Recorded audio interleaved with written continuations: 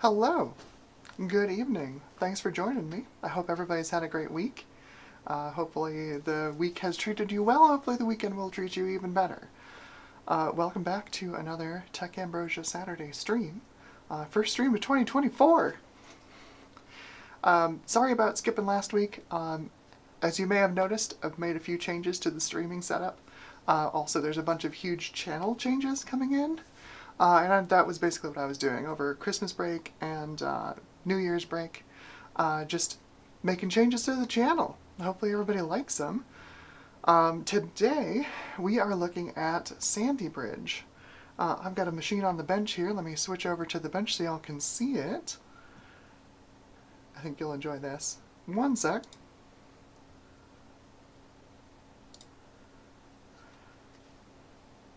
I hope you like the new stream layout. These are genuine Windows 2000 windows that I worked on putting together and arranging in this orientation, so I'm pretty proud of this. Anyway, this is the system we're looking at today.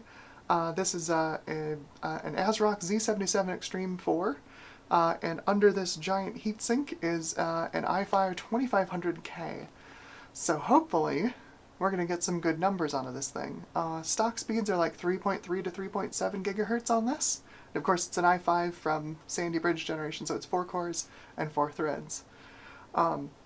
Should be pretty nice to overclock. At least that's what I've heard. These things just kind of go like stink. The graphics card is a GTX 1060 6GB donated by Gutbomb, who I hope is in the chat. Looks like not yet. But that's what we're doing today. Oh, and we have Clippy down there helping us out. I'll just select the continue streaming unaware of cringe. So let's go say hi to chat before we fire this thing up. So, who do we got here? We've got Ryzen 9 3900 XT says my first CPU was an i3 2120. Nice, nice. Jack68K, hello, welcome to the stream. Micro Hobbyist, hi, welcome to the stream. RetroMac UK, hello, hello. Starbuck Tech, happy stream. Good evening. Who else we got here? Garth Beagle, hello, welcome to the stream. And yes, we have Clippy helping us out here. We also have another friend who will be helping us out once I power the system on. Yeah, looks like that's all we've got so far. So let's fire this thing up and see what she does. Let me switch on over to the capture card.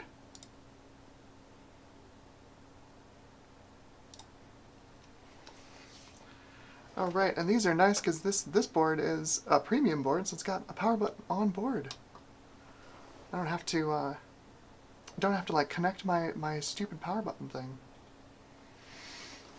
Let's push the right button. There we go.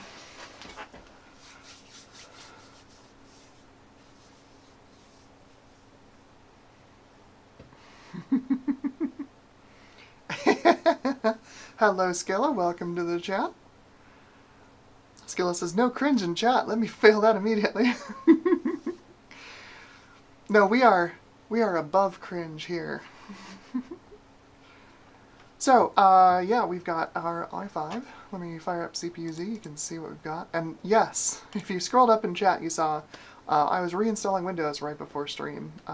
I set this thing up last week, so I'd have everything ready, and I went to boot it up like an hour before stream, and I got a blue screen, inaccessible boot device. Thanks, Windows. So yeah, we've got a fresh install of Windows 10 on here. I don't have any benchmarks loaded on here is the problem, so we're going to have to go download like some 3D marks or whatever. But there's our CPU, 2500K, stock speeds. So, as far as overclocking options, I've got Intel X2 installed, although I took a look at it. It looks like it doesn't really do anything except modify, turbo power limits. But the BIOS, we'll hop into the BIOS in a second, and the BIOS has really good overclocking options in there, including an auto overclock that I think might be funny to try first and see what it can do. We'll see if we can get a better overclock out of it manually. But yeah, 4 cores, 4 threads, 6 megs of L2 cache, or L3 cache in this case. RAM is, I don't even remember. We've got DDR3 1600, CL11, so not super fast, but not terrible. And of course there's our 1066 gigabyte with fresh drivers installed. So we should be good to go.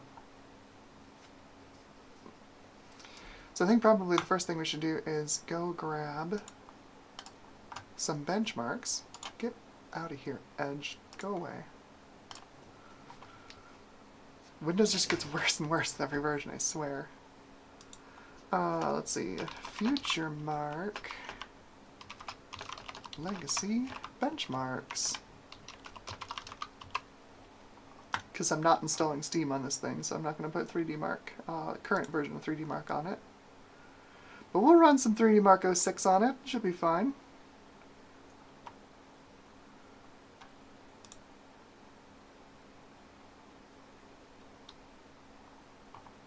Should probably grab 3D Mark 11, huh? We have a DX12 capable graphics card, but mostly I just want the CPU tests. That is mostly all I want. So let's grab these keys that they're so conveniently giving us. So 3D Mark 11.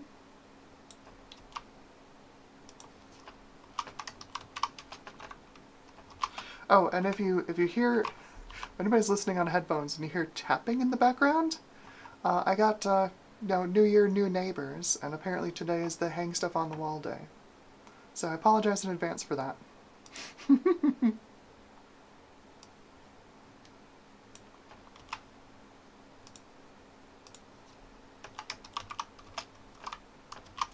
Should grab Geekbench as well. See what we can do with that.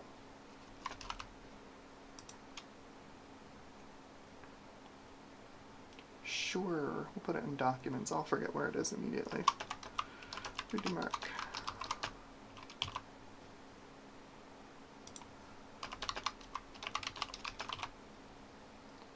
I don't think Sandy Bridge will run Geekbench 6. I think it needs instruction sets that it doesn't have. Yes, give me the download. Google. Download.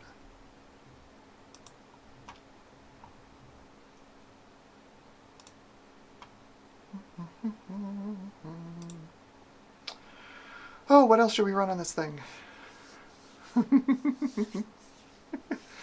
Yes, RetroMac UK recognizes Bonzi Buddy in the corner who's helping us out with this. I set this whole layout up and I'm like, you know, I feel like I should have Bonzi Buddy in the corner, honestly. Like, they should just be hanging out down there.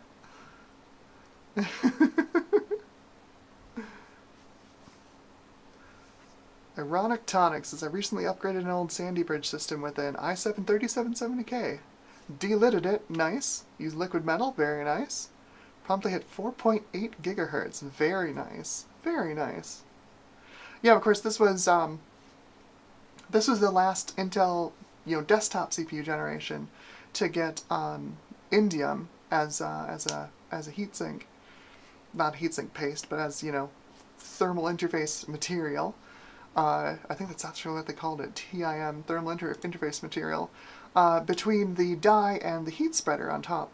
So like, in the case of this Pentium 4 that I use for a prying tool, you'd have, if you popped this aluminum lid off, you'd have the die, of course, on top of the organic substrate, and you instead of normally you'd have indium solder, which is a low temperature solder, there between the die and the IHS, and with Ivy Bridge, Intel switched to basically just thermal paste. Supposedly a long life and high performance thermal paste, but of course, anybody who looks at one of these is like, you know what happens to thermal paste after a few years, right? So that made everybody really mad for a long time, and I don't think Intel's ever stopped doing it. From what I understand, maybe they did stop doing it with 12th gen? I mean, it does dissipate a large amount of heat. Possibly more heat than thermal paste could manage between the die and the IHS, I don't know. But it was a bad idea, it was a bad move, everybody was mad about it, and yes, delitting it and putting in liquid metal is the way to go with an Ivy Bridge. So with Sandy Bridge, of course, legendary overclockers, partially because that indium solder is still there. And there's a really good thermal connection between the die and the integrated heat spreader. Hopefully we will take advantage of that today. Cooler that we're using today is, this is the Thermalright Silver Soul 135. Yes, it does work on Sandy Bridge.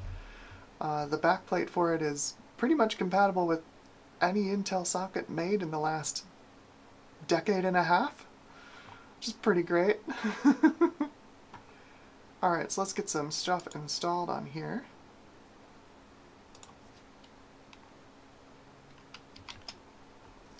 We got in chat.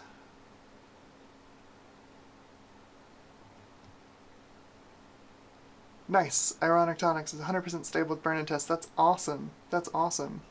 Yeah, these Sandy and Ivy are, like, just legendary overclockers. Great chips.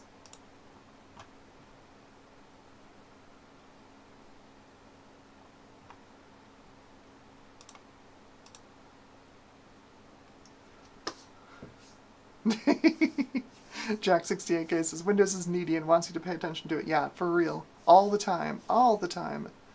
Skilla says, I was up till 4 in the morning getting my Win 11 Pro to forcefully install 23H2 because apparently my 9-month-old high-end laptop didn't qualify and decided to fail with an error. Oh, jeez. Seriously, like I do what, like 3 things on this machine.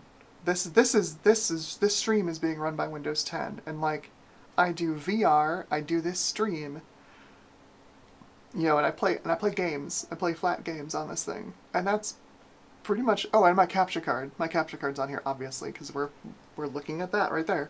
Like those are the things that I do with this PC. And if these things ran correctly under Linux, I would give up Windows in a heartbeat. I'm so sick of it. I'm so sick of it. Okay, so we got Geekbench installed. Let's get 3D Mark 06 installed here.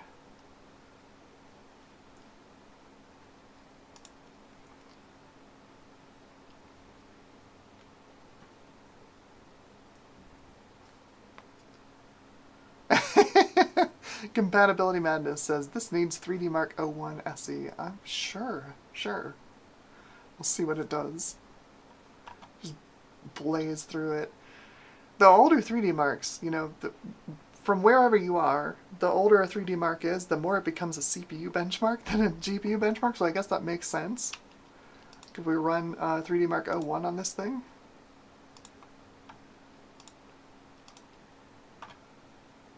You can see the display scaling is having a good time. No issues there at all.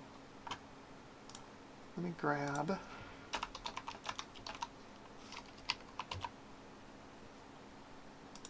I forgot how much this keyboard is, how terrible this keyboard is. This is like a, I don't know, I picked it up on Amazon for like 10 bucks. It's so bad. It's so bad. It's one of those keyboards where like if you hit a key just a little bit off center, it binds. Ugh, I hate it. I hate it. I need to get a different keyboard. So, 3D Mark 01.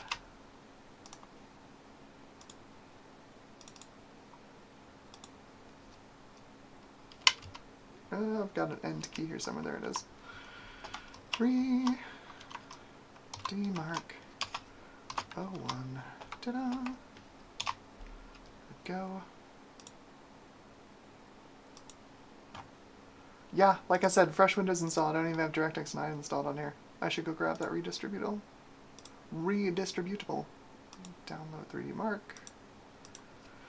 DirectX redist.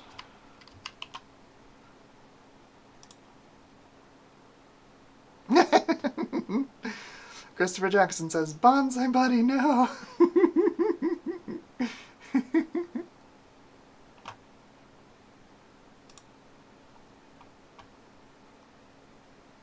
You should see the desk cam. Hang on.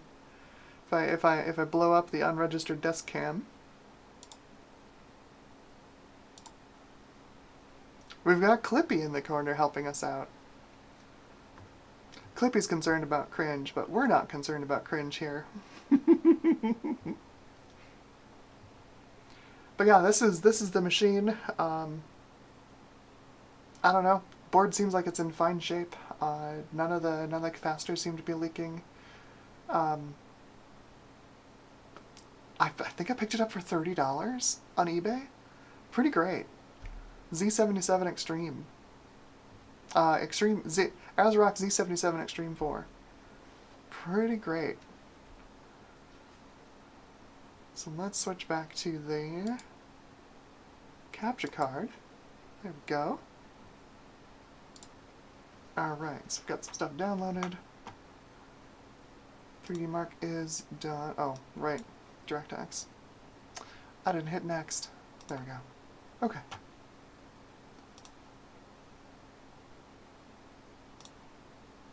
You know, before I close you, let's grab your serial number.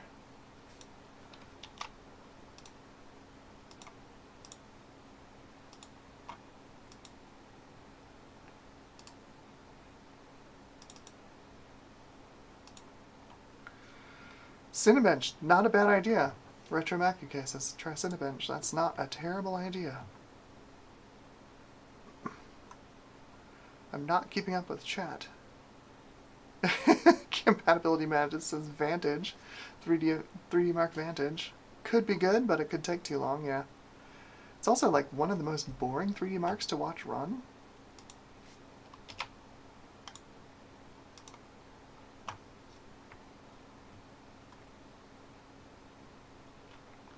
Geekbench 3. I'm pretty sure this will run Geekbench 5. I'm pretty sure. In fact, let's check.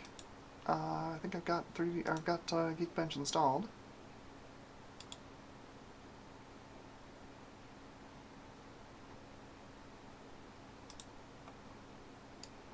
Put a copy of that on the desktop. Let's see what it does. We'll need to get some before benchmarks anyway.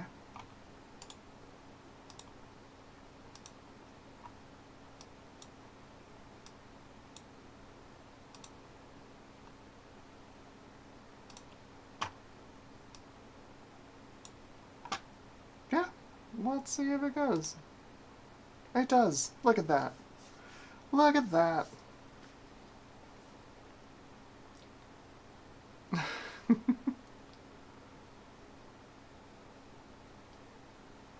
George the 88 says, hello everyone and Happy New Year. Yes, absolutely, Happy New Year. Welcome to 2024.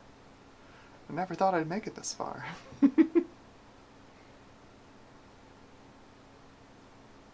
Skilla says, throttle stop lets you disable power saving and turbo if needed. Might give that a try. Ren Reed says there's something out there by Thermal Grizzly called thermal sheets. Yeah, you put those on top of the IHS though.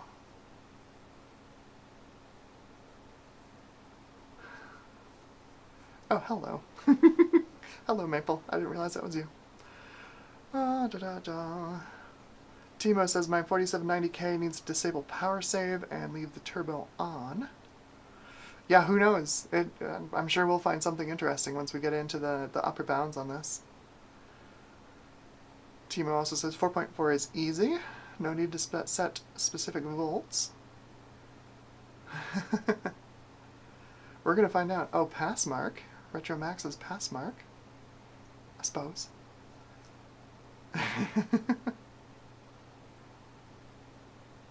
World Bench. I don't know what World Bench is.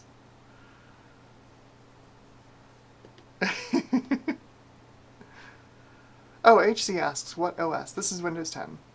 This is 22H2. Nothing special, just grabbed a quick Windows 10 install. Gareth Beagle says Clippy knows. Yes, Clippy knows.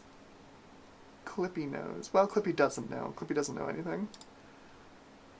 But, you know. Clippy tries.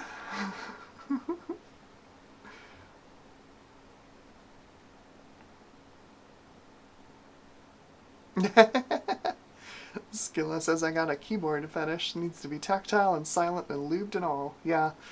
I mean, I have some nice keyboards for my primary machines. I just wanted to grab a quick, cheap wireless keyboard, and this thing is like, this is easily the nastiest keyboard I've ever used. I really don't like it.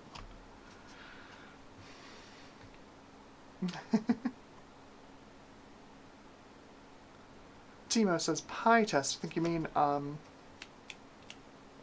what is that? Yeah, the one where it calculates pi. No, it's a good like stability test. The heck is it named? I used to remember what it was called. But yeah, that might be, it's going to be really uninteresting is the only problem. You'll have to sit here and like look at a little window while it calculates pi like 12 billion times. Compatibility Madness wants me to put Afterburner on this, though we're not doing any GPU overclocking. He would also like me to disable UAC, and I don't really care. UAC is easily bypassed by a left arrow and a spacebar. Skillo says Clippy is above the law by now. Oh, of course, Retro Mac UK wants to know, will it run Crisis? Will it run Crisis? SuperPi, thank you. Compatibility Madness says it is called SuperPi, and that's right. Let's switch back over to the capture card. Oh, geez. Why did it screw up the size of this window? Thank you so much.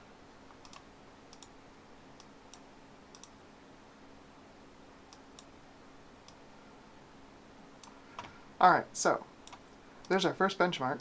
So we're going to do stock speeds. That is Geekbench 5.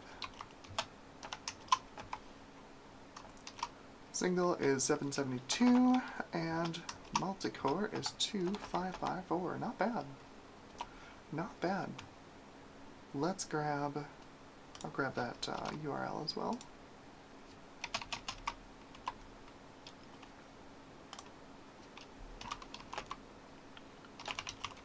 We'll grab Cinebench R15. It should work on this.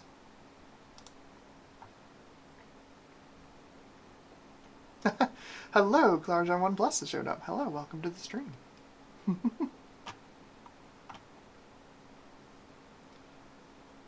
Oh, let's see, download.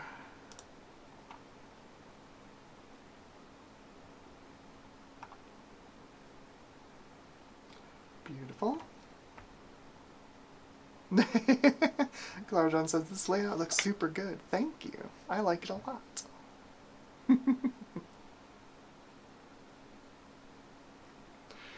Yeah, it seems to be a little inconsistent. I'm in a Discord that's been poking at Cinebench 24 off and on through a whole series of machines, and it seems to, above everything, it seems to like memory speed almost more than anything else, and then it doesn't seem to be super consistent like run to run variance. So I don't know. I don't really like it as a benchmark either. The newest I think I would go is R23. But this, since it is old, should be fine with R15.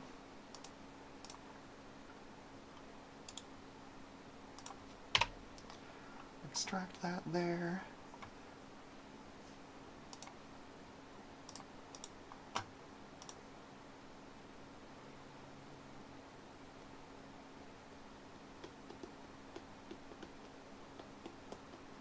I suppose we could grab the Crysis single player demo, see if it does run Crysis.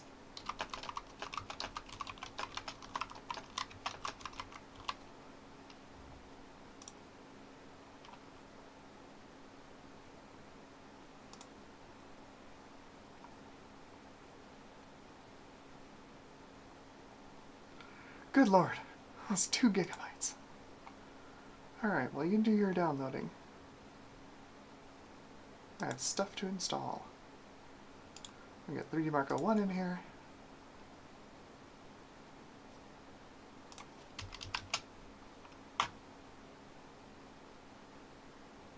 Okay.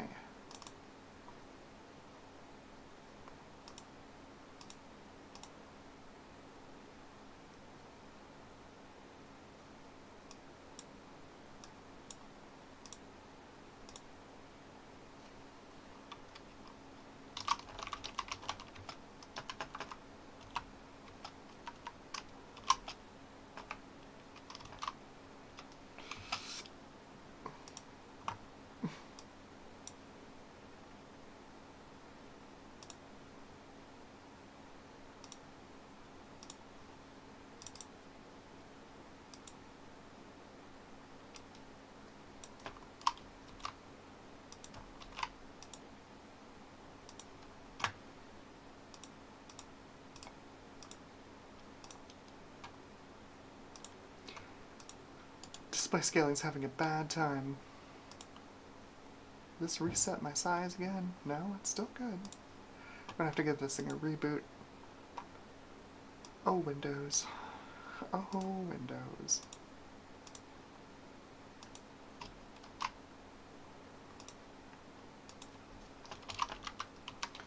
Benchmark results. Resultes. That is not how you spell results. Oh, boo hiss. I left the file name extensions hidden. Bad me.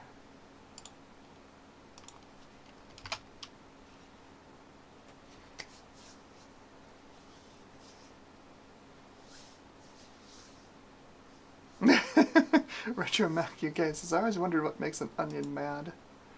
If you were an onion, if you had that many layers, you'd also go insane.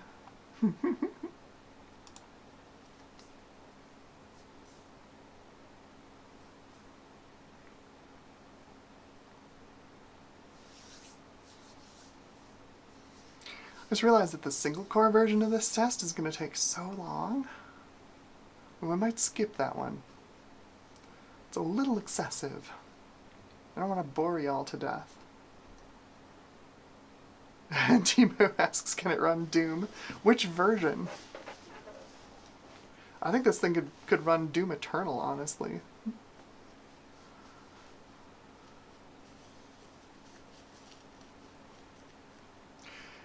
Compatibility Madness got here late, so he didn't hear what happened. He says, why not have an SSD with all the things pre-downloaded? That would be ideal in a perfect world. However, an hour before stream, I booted this thing up and it said, could not find root device, or could not find boot device. So this is a fresh reinstall, 1 hour before stream. Give me a break.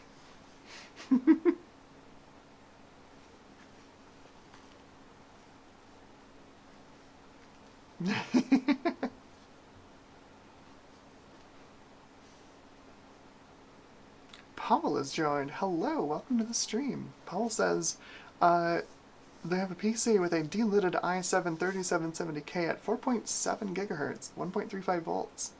Very nice. DDR3 2400. Very, very nice. Daily driver for a decade. But the motherboard died. Aw.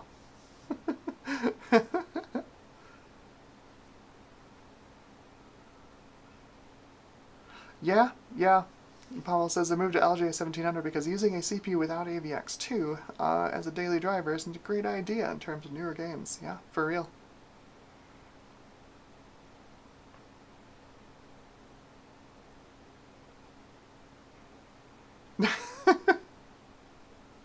Yes, compatibility madness just for you. I'll buy another SSD.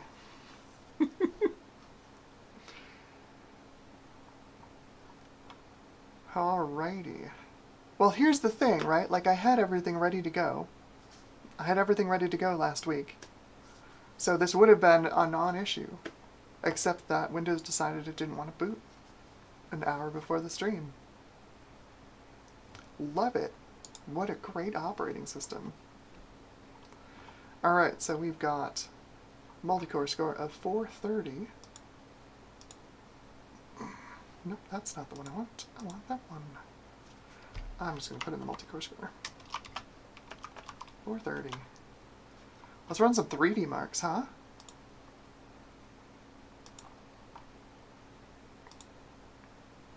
Haven't installed 11 yet, so let's get that installed.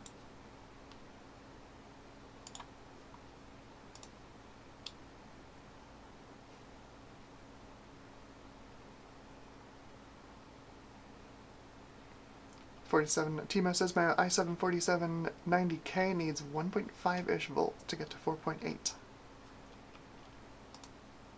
I have no idea if that's good or not. I've never overclocked Sandy Bridge. It's just a zip of installer. No, it's not just a zip of installer. Stop zipping your installers. They're already compressed.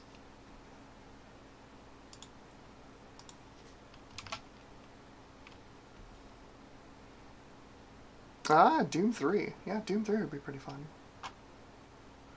This system will destroy Doom 3. Just absolutely and utterly destroy it. Yeah, sure, that's fine.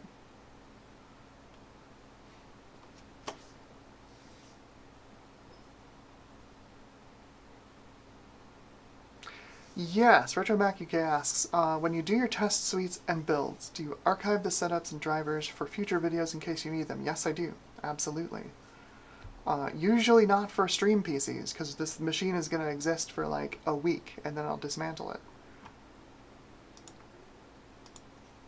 But yeah, for my regular machines, yes. Every single one of them is archived.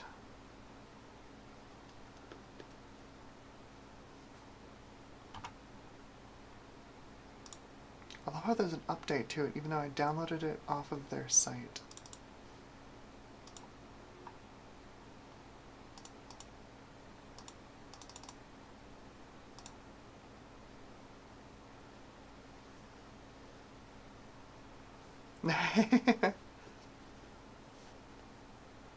Timmy says, my i7 is Devil's Canyon, so it is unlocked cores and motherboard can give extreme OC if needed.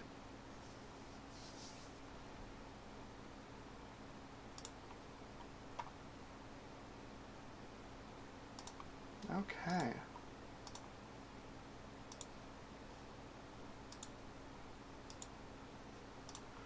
So that should be all done and ready to go. Cool, we got our Crisis demo. Very nice.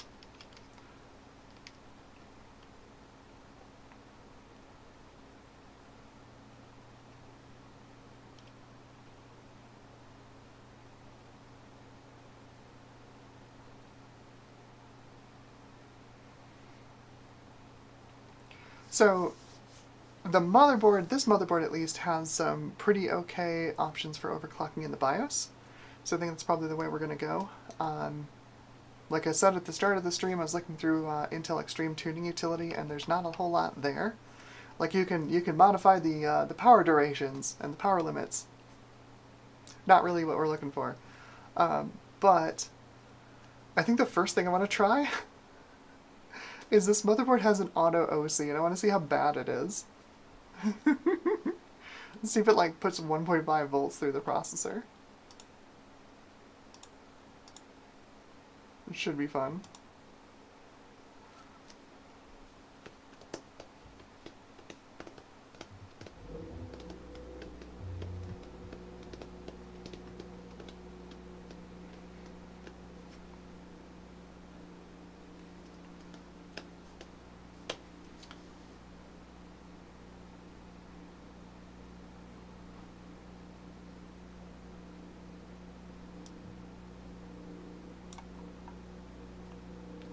I think we've got everything installed we need to get installed.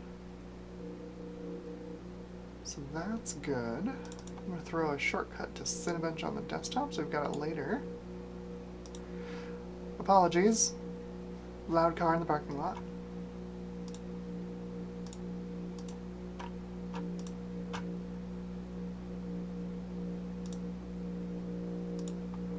Cool.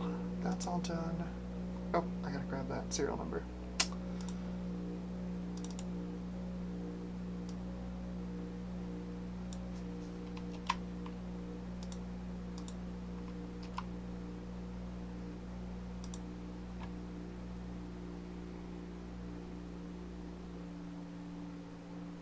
Ren asks, have you heard anything on the RTX Quadro cards? I mean, they exist. Since Turing, there have been RTX Quadro cards.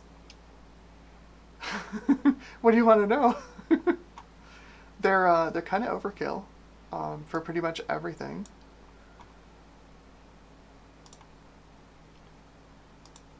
Just let me put in the code. Thank you.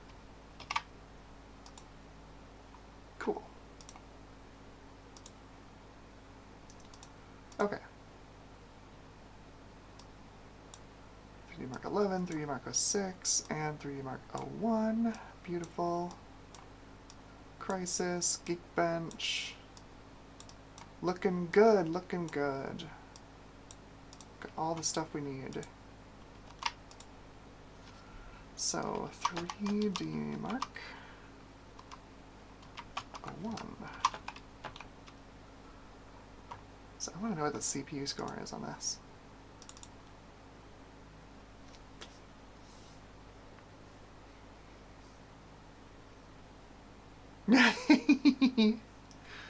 Skilla says, yeah, indeed, a ASUS Auto OC usually puts 0.1 volts too much on CPU because it can.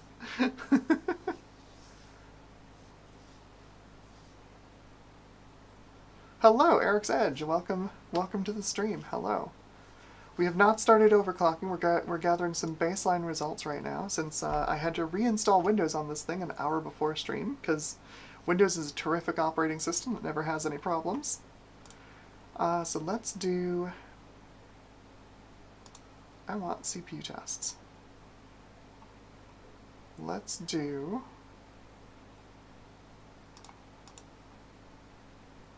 Don't care about that. Don't care about that. Are there even CPU tests in this version? I don't think there are. Alright, so we'll do car chase and lobby. Low detail. Should be basically CPU tests. Essentially. Turn off the image quality tests, because who cares? Okay. Okay. Car chase 1, car chase low, and lobby.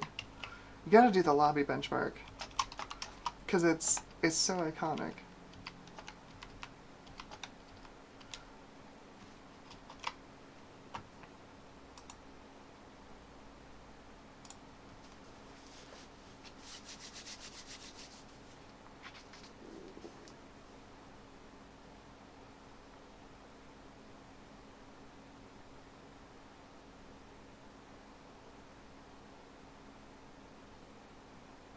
Ren's dad wants them to build a system.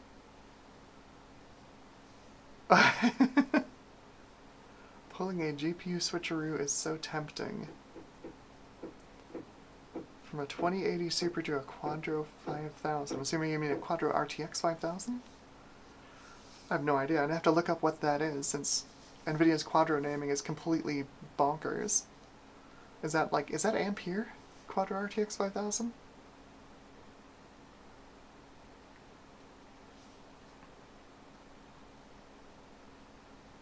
Oh, okay. Retromax says it was the i7-8809G. That was the weird one that had the two dies with the Vega graphics.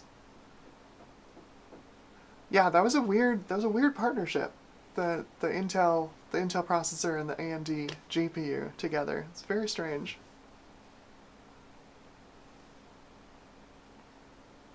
Stellar Greg, hello, welcome to the stream. Stellar Greg asks, is there a motherboard CPU combo you've always wanted to test but have never been able to get? Honestly, it's going to sound really dumb, because I've heard of other people who have done it, and they've regretted it. I've always wanted to test titanium. The Titanic. I've always wanted to try the Titanic. I just want to see how bad it really is. Throw some Linux on there and see just how bad it is. Okay, that's pretty good. Yeah, no, that's a good CPU test. We got 609 FPS in car chase. We might still be GPU bound. That's funny. And 620.2 FPS in lobby. That's hilarious. It's definitely a CPU test. Alright, 06. Run some 3D Mark 06 on here.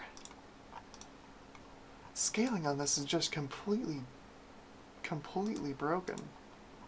Did this reset my resolution again? Supposedly not. But all my icons are messed up.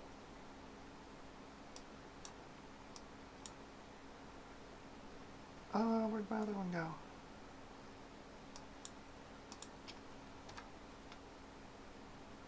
Windows eating my icons. There it is. Stupid operating system.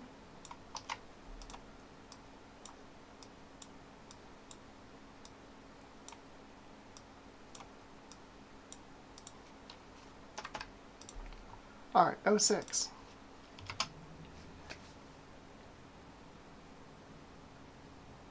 Okay. RetroMac clarified the RTX 5000 is Turing. So it's basically the same thing. Just more VRAM, I'm guessing. Since the 2080 Super has 8 gigs, right? Because the 2080 Ti has 11. If you have 16 gigs, it'd be what? They just double the density of the VRAM on the 2080 and get the RTX 5000 16 gig. Tests. Here we go. CPU tests. I think that's it. Yeah, let's just run the CPU tests. Yes. Screw up all my desktop icons again. Yeah, no, the Quadros are weird. I don't know why they named them that way.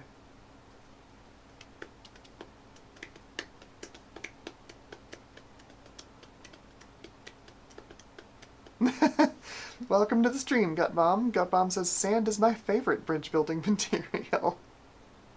You mix the sand into the concrete. That's a... I don't know. So, of course, you know, Intel codenames, right, are their locations in the Pacific Northwest. I don't know if Sandy Bridge is a city? A town? A park? Who knows? Oh god, that text is so small. Why? Scaling on this is so bad. I need to reboot this thing. Details. Tell me my numbers. 2.056. So that is... I don't know, CPU test 1, I guess. I don't know what it's testing. 2.056. Again, sorry about the loud car outside. He really likes his car. I don't think anybody else likes how it sounds.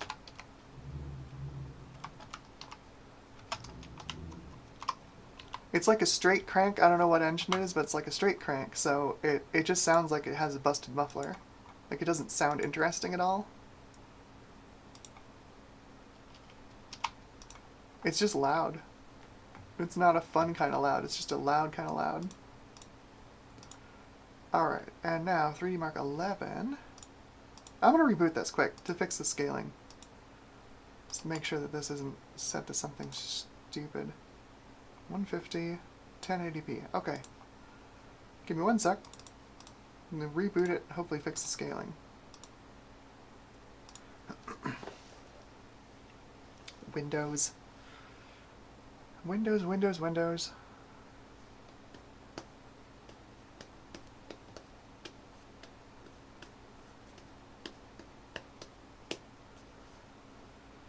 Retro Mac UK says, NVLink 2, does a normal RTX do that? They killed it off with the 40 series, I think. Because I think you could still do SLI with Ampere. But then 40 series is no longer, you can't do SLI anymore. Skilla asks, isn't the 06 CPU test partially broken? I have no idea. It probably doesn't, like, I imagine if you run it on something with a lot of cores, it probably doesn't tax them all, but, you know, we've got 4 cores, so we should be fine. Okay, I'll reopen our benchmark results here. Why do I have 2 of them? Nice. Nice, nice. I opened it twice. Very good. Go me.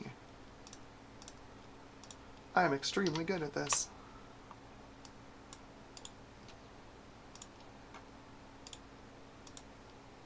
Get out of here. Whew, alright. So, 3D Mark 11.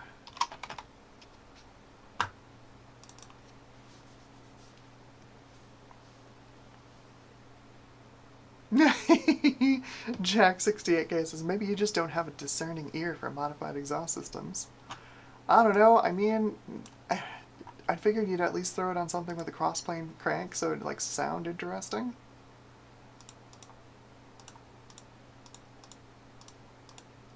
We'll do the combined test too, why not?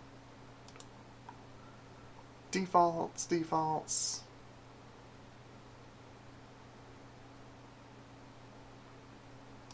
Go. See what it does.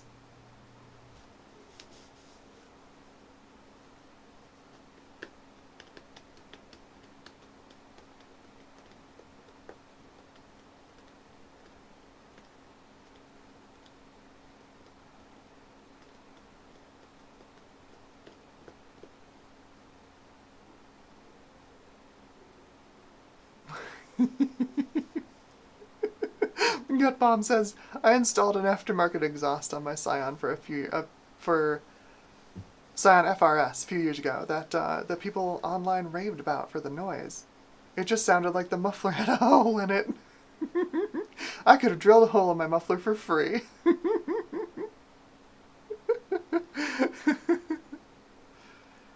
Oh, thank you. Gut Bomb says, I love the new graphics. Thank you. Yeah, so I spent Christmas break and New Year's break. Obviously didn't stream last week. I was working on this. I've overhauled all of the channel graphics. Obviously, we're doing a stream, so you know, you'll see the long form video graphics when I post the next video, which is going to be Cheap PC Challenge Roundup. I'm gonna hopefully finish that one off this weekend and then get it posted on Monday. That's the hope. But I'm very happy with them. Got some help from some friends on the long form video graphics, so I think y'all are gonna like it. Got a few references in there.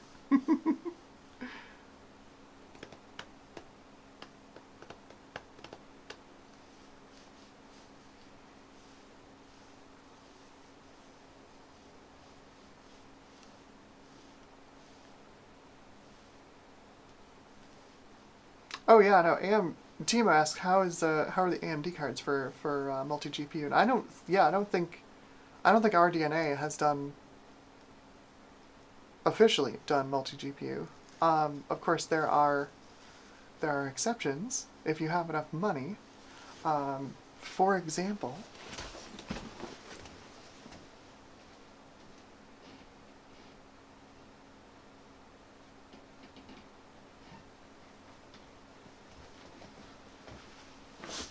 if you're a data center customer, there was a prototype released at one point that was a multi-GPU. Of course, if you have a Mac, there's the Radeon Pro Duo you can get for your Mac Pro. Let me switch to the A-cam here. But there's also, this was a canceled data center prototype, the Radeon Pro V540, and that is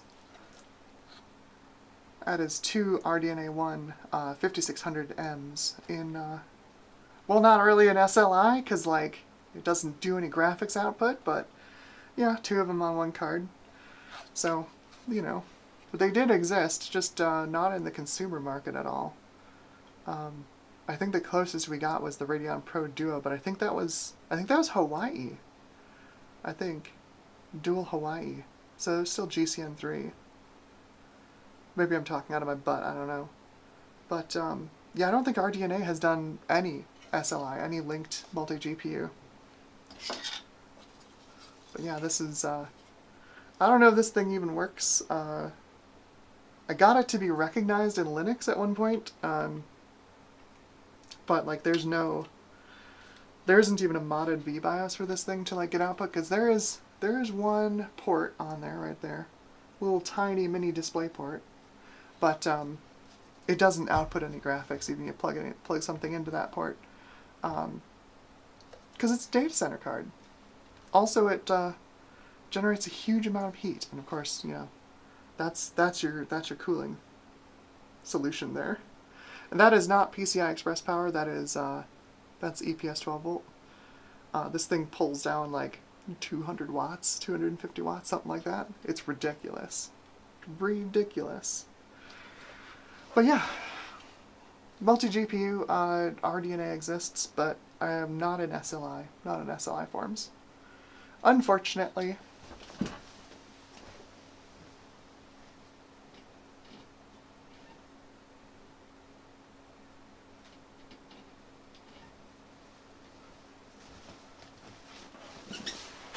SLI, listen to me. Crossfire. There's no Crossfire for RDNA. I don't think there was even Crossfire for Vega. I don't think you could do it. You could put multiple Vega cards in a system, but again, they wouldn't work together. They'd just be separate cards. So let's switch back over to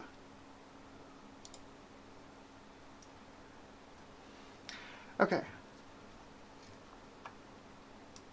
Oh, right, now we've got the results browser.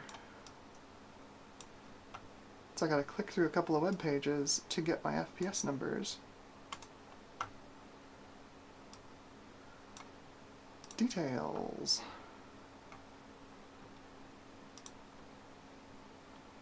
There we go, we got a physics score and a combined score. I want the frame rates. I don't care about the scores. Give me the frame rates! Physics. Can't spell. Is this thing physics? The batteries are dying on this keyboard. Great! Perfect time! 19.0 FPS. And combined 28.61. Beautiful. Okay, what else should we do for a baseline? We've got Geekbench, Cinebench, and 3 of the 3D marks. Or want to run Crisis just to see what it does at stock speeds? I don't think it's going to be CPU limited on Crisis, though. I'm pretty sure.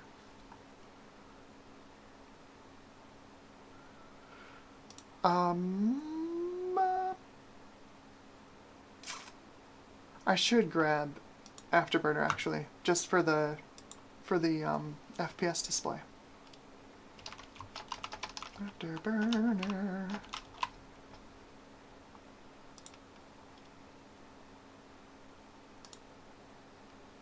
Did I get it in time? No, darn. Sometimes I can click that button in time before they tell me about their cookie policy. God, I hate the modern web.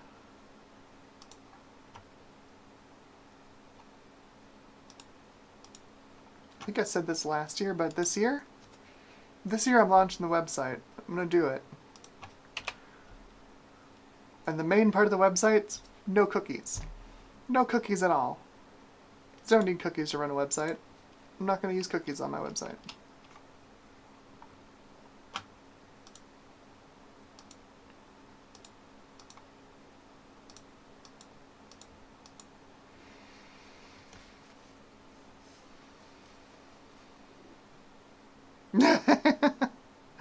Yeah, Jack68K says now new cars just pipe engine and exhaust sound in through the speakers. Yeah, there's no need to assault the ears of the bystanders. It's still kind of silly, you know? It's still kind of silly.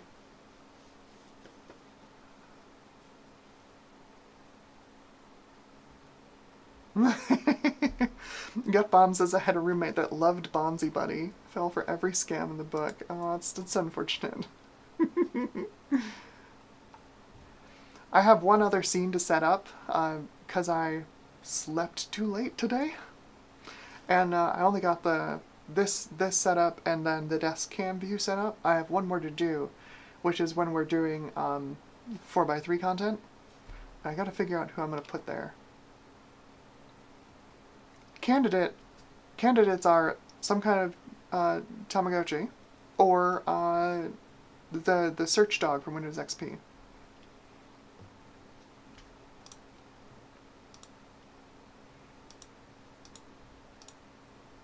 Tamagotchi? Tamagotchi? I don't remember how to pronounce it. We always called it Tamagotchis. Tamagotchi. Which I don't think is correct either.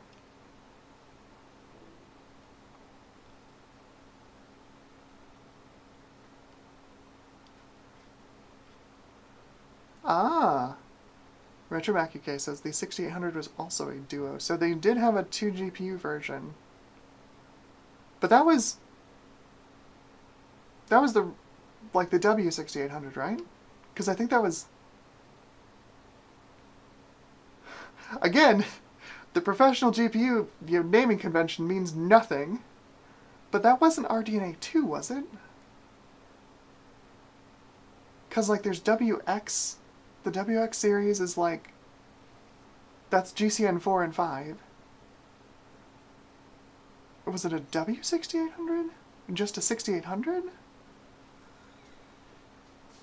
I don't know without looking it up. I have no idea. Because they don't... The naming conventions don't make any sense. Starbucks, Texas. Cookies.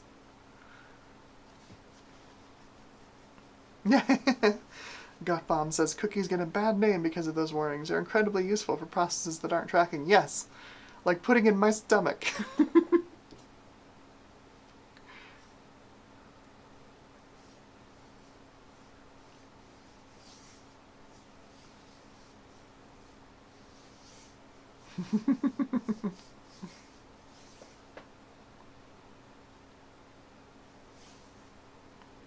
Retro Mac UK says, yes, correct. I don't know which part you're saying is correct. Is it GCN3, GCN4, Vega? RDNA? No idea. Okay. Start up Afterburner, and then I gotta set up all my stuff to log. There we go.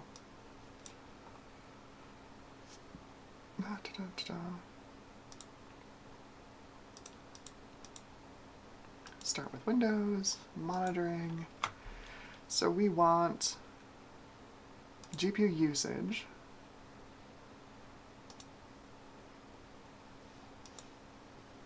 Uh-oh. Which one is GPU 1 and which is GPU 2? One of them is the built-in graphics and one is the 3060, or the 1060.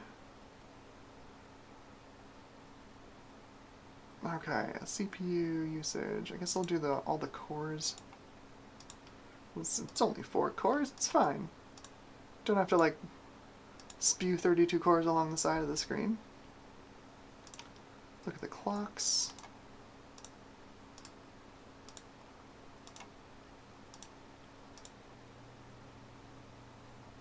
I guess it doesn't matter, we don't need each core to have its own clock. We'll just get the average clock of the whole machine.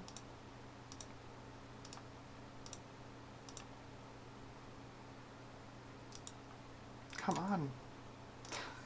The tooltips are so big you can't click on things. Frame rate, frame time. 1% low and 0.1% low. Frame time. There's a graph. 1% and 0.1% low.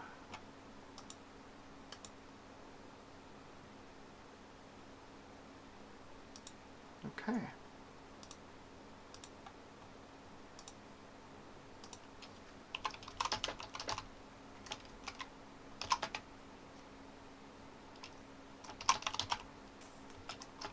We'll just do a quick beach run.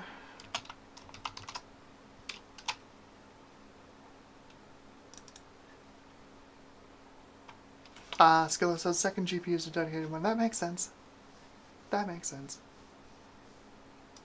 Uh-oh. Compatibility settings have been applied. Okay.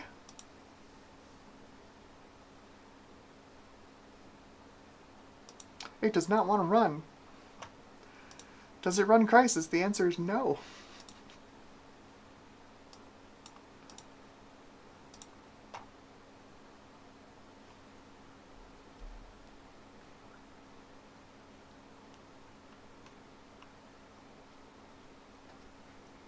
Gutbomb says, my daughter's computer's a 3rd gen Intel and it's still surprisingly competent at gaming when paired with a 2060 Super. Yeah. Intel's given us scarce reason to upgrade for the last 10 years. Why is this not running?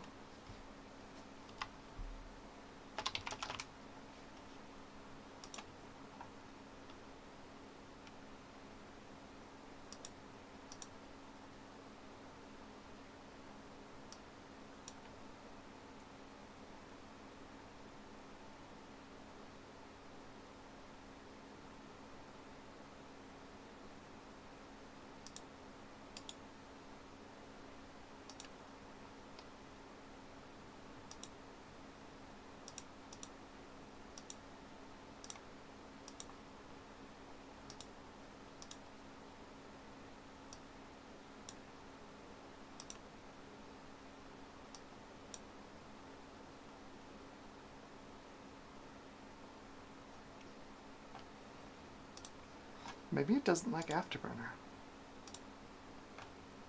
Let's...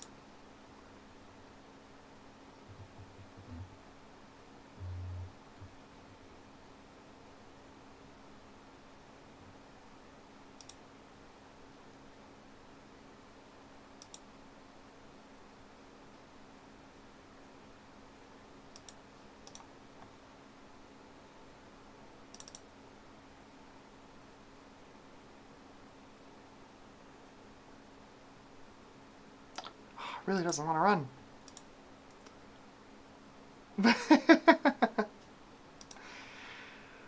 Compatibility Mantis says, my guess on Crysis is it's too old for Windows 10.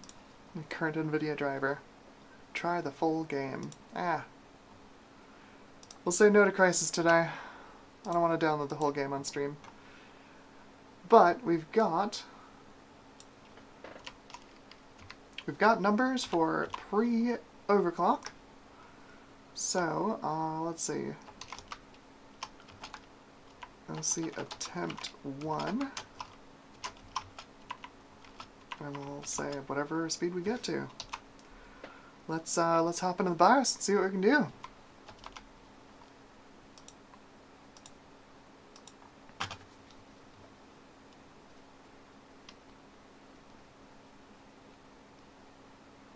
Well, see, the thing is, Compatibility Madness doesn't like Afterburner, close Afterburner, then we don't get a frame rate, and then there's no point in running it.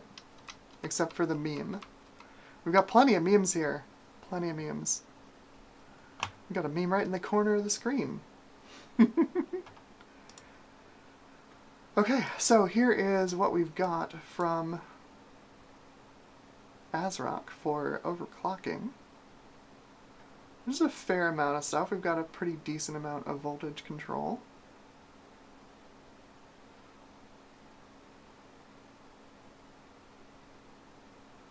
And of course, here's our auto overclock. Look at that.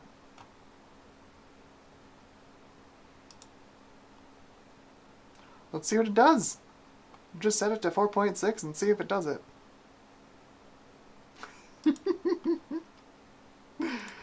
How many volts is it going to run through this thing? Oh my god, that's so true. You can try fraps. That's very true. Fraps is a thing. Thank you. Thank you for recognizing the meme, Skilla, of the unregistered bench cam. Alright, so 4.6 on the auto overclock is a no. That's fine.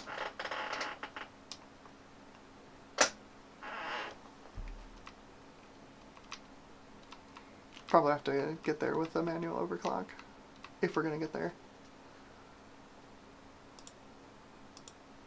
Let's try 4.4.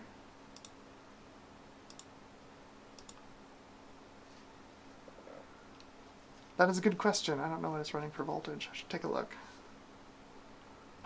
I want to see if it'll boot, though.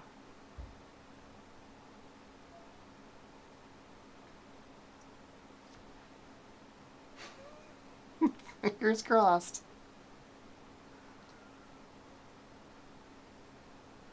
Okay. Okay. We're loading Windows. 4.4. See if it actually did the 4.4.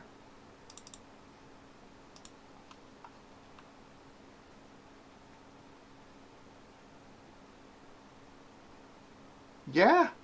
4.4. This isn't gonna put, oh, it is gonna tell me voltage, well, sort of.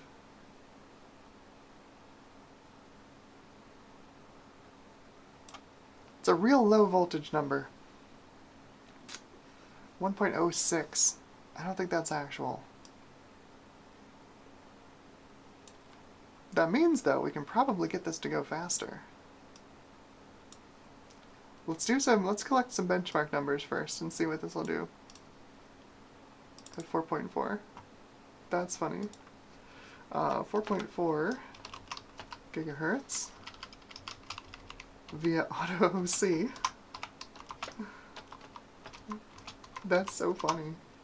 Just bam, 4.4.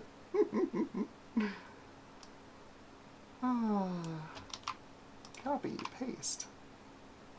Let's run a Geekbench.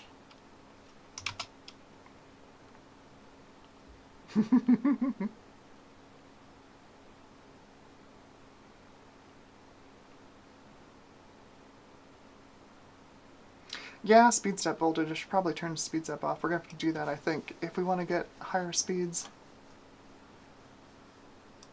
Let's run CPU-Z alongside. Let's see what the CPU is doing.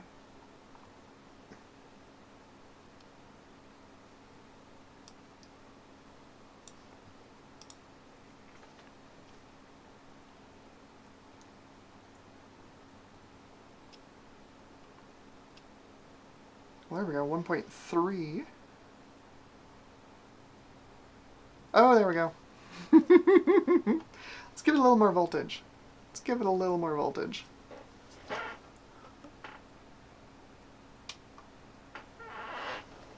I think it'll do it.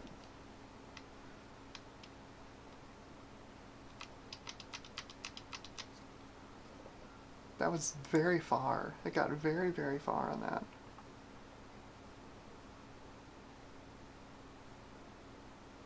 Okay. CPU voltage is auto. Let's set this to fixed. Folks who have done this before, what should I shoot for? 1.3? Is that too much? 1.35? 1.4? Take all power save stuff off. Yeah, we're on high performance. It is doing speed step. We can turn off speed step in BIOS here.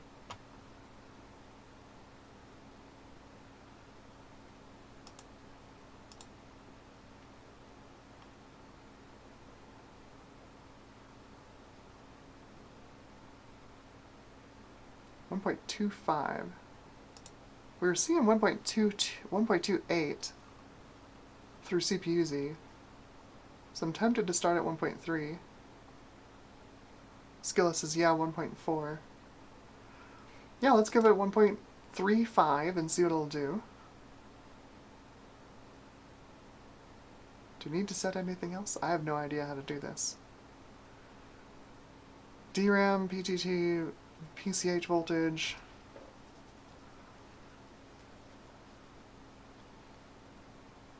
Yeah, exactly, yeah. So, let's give that a try. Okay. Y'all are much more aggressive than I am. I'm gonna try 1.35 first, and if we don't get any happiness, we'll go to 1.4.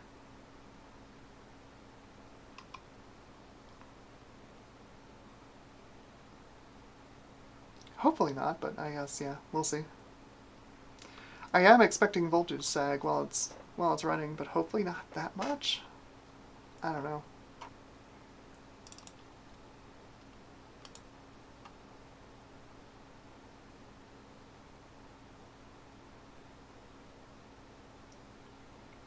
Load line goes more stable with higher level. Question mark. I don't know. You got me. I've never done this before. So we've got a steady 1.336 volts. So that's, I am asking for 1.355. So that's how much sag we've got under no load.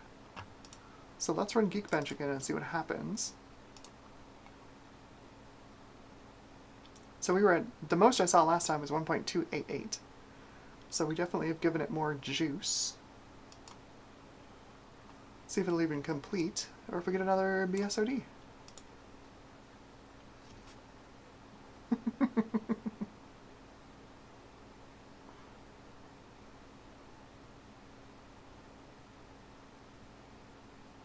Turning off speed step is definitely the right way to go.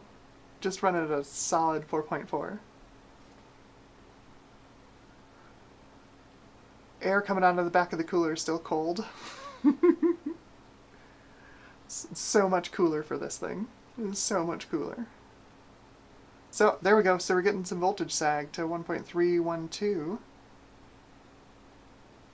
1.304. I think I definitely need to turn voltage up. But it's still going. It's still going.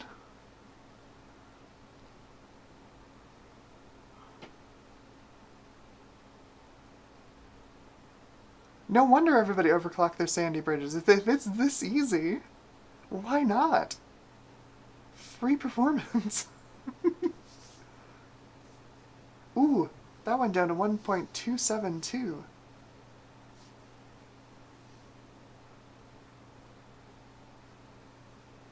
Concern. Concern. Getting some sag in there.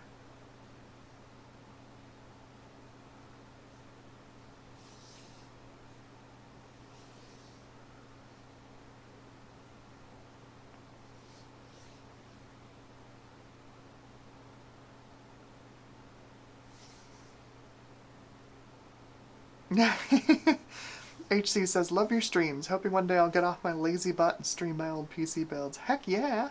Heck yeah. It's a good time.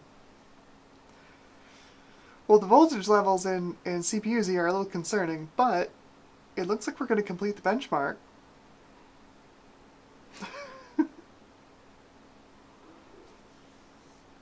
Yo!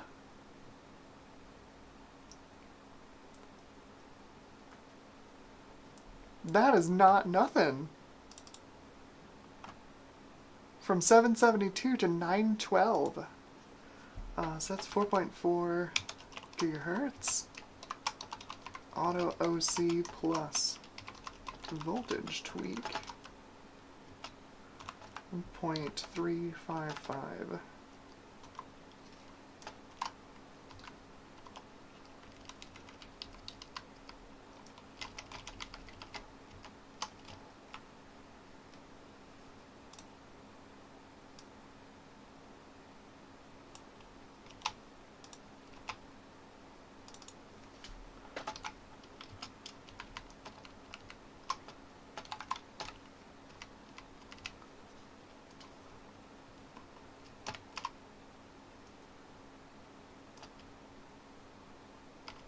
I hate this keyboard. This keyboard is so bad. Alright, so let's grab that and stick this in here.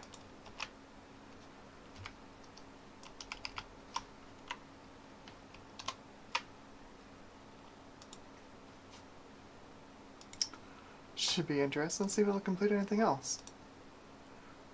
If this is actually stable, I wonder if we can get it to 4.6.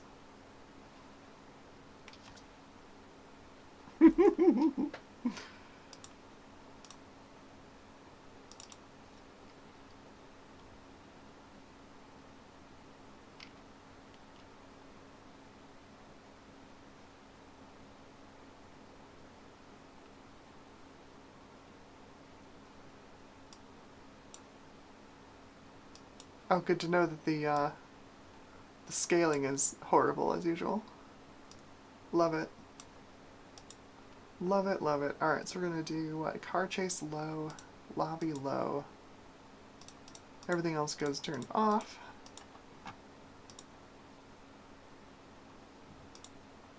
Go.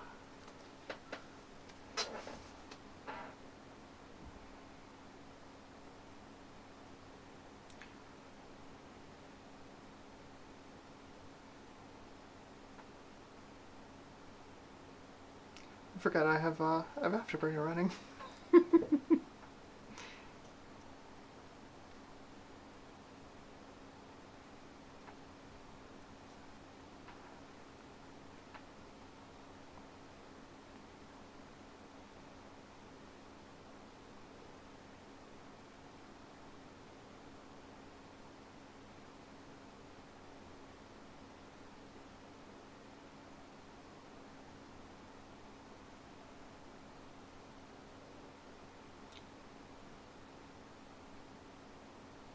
In this case, it looks like it's using GPU 1, which would suggest that it's running it on the integrated graphics.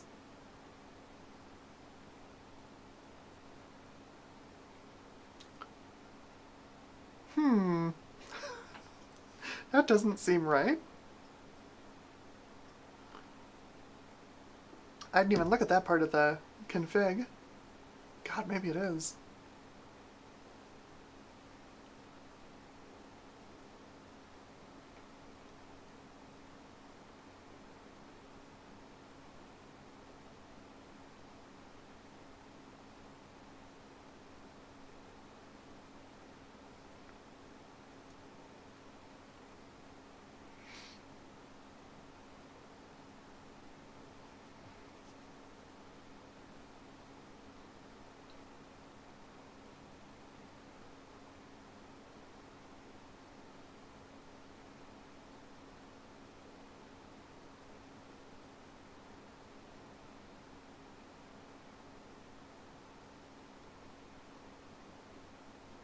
Yeah, I don't know.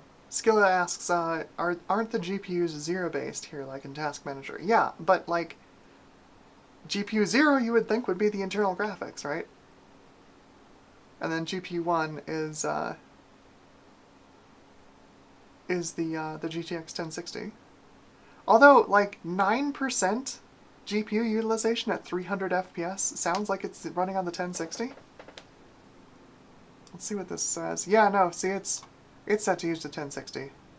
It is entirely CPU limited, which is good. It's what we want for a CPU test. Alright, details. What are our frame rates? Oh, yeah. Yeah, no, we got an improvement. Car chase low, 706.2 FPS. Yo. And lobby low detail, 721.2 FPS. Yo. Dang. Yeah, like why wouldn't you overclock Sandy Bridge? Jeez. That is just such a good overclock. Charlotte Thorne, hello. Welcome to the stream. Charlotte says, I'm late to the party. Wait a minute, how did Bonzi Buddy get here? Oh, just wait. I also have, if we switch over to the desktop cam, switch over to the unregistered desk cam, we've got another friend who is concerned about cringe.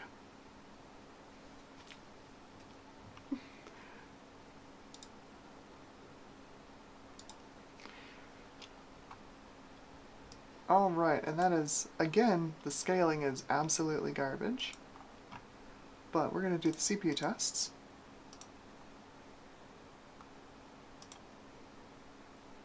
And that's it. Run. Skilla says malware infection. It's fine. Bonzi Buddy just tells you the weather. Completely innocent. I should put weather bug in there.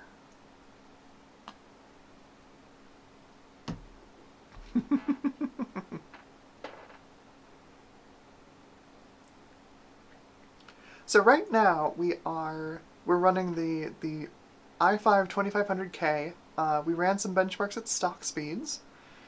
Then did an auto OC to 4.4, which wasn't stable. And then went back into the BIOS, adjusted voltages to 1.355 volts, or at least asking for 1.355, and then turned off speed step. And so far, it has been stable, which suggests it should be able to go quite a bit higher.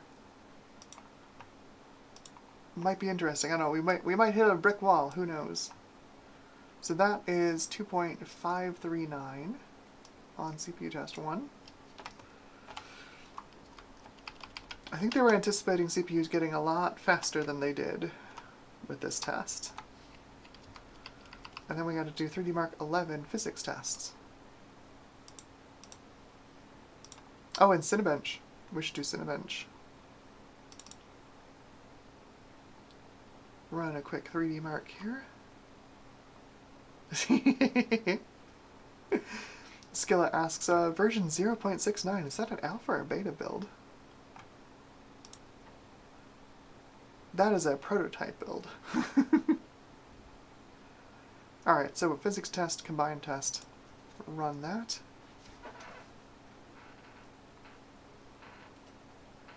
Not available for download to the general public.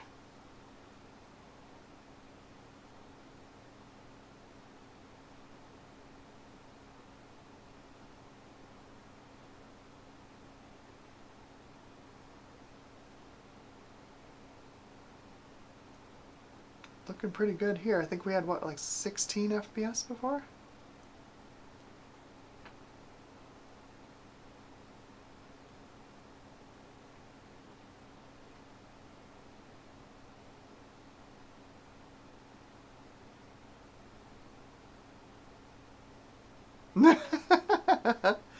Retro Mac UK says, smoke test.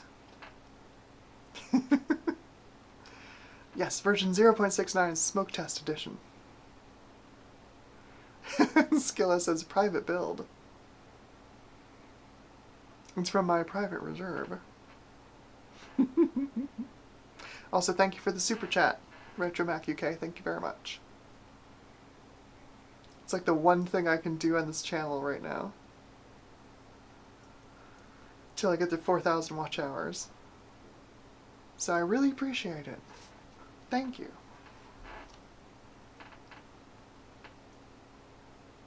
Oh! Blue screen. There it goes. Nice. My reset button. There we go. All right, let's give it a little more voltage. Let's give it a little more voltage.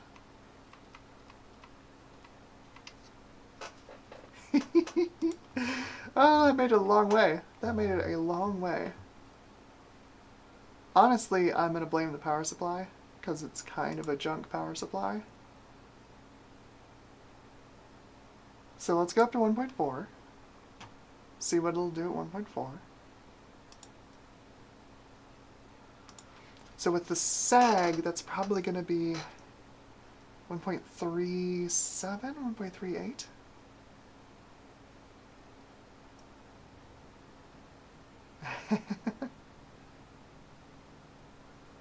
Timo says, could memories need some OC2? Maybe. They're not exactly amazing memory. It's just like some DDR3 I had sitting around.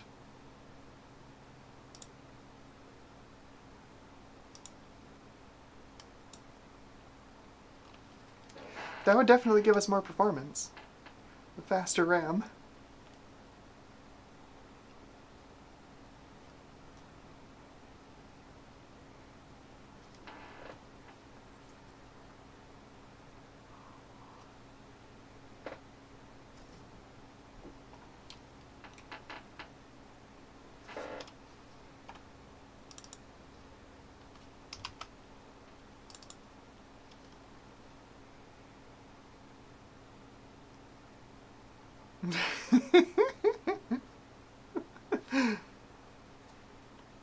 Retro Mac UK says, it should say at the bottom, tomorrow's technology yesterday.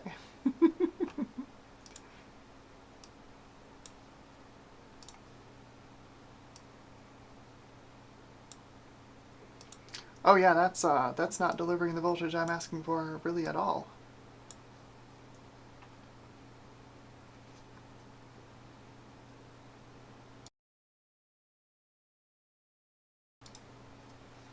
That's like, ooh, 1.384. Let's give it a shot, see what it does.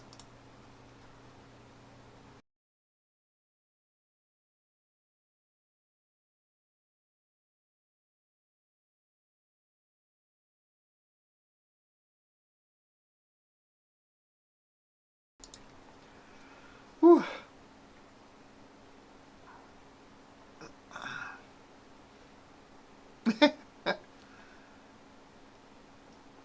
Skilla says more voltage should do the trick just fine.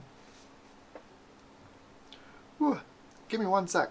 I've got a frog in my throat. I'm gonna go clear it up.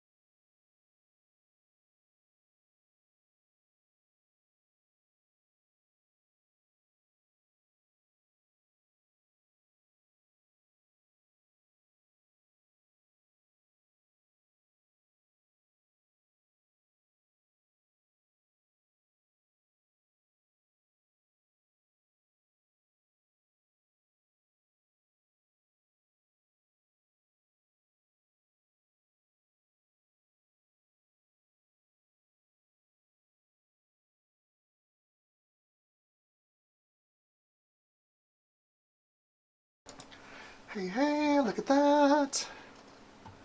No blue screen, at least.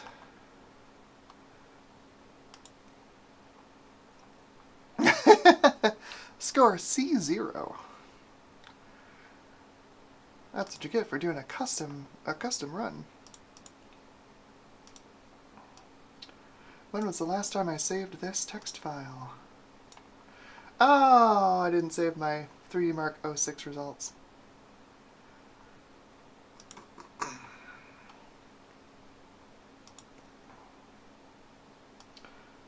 Alright, so we've got 22.4 on physics and 33.75 on the combined. Save. Thank you. I'm going to rerun 06 real quick, just to get those numbers back. Then we'll do Cinnamon Jar 15. Save.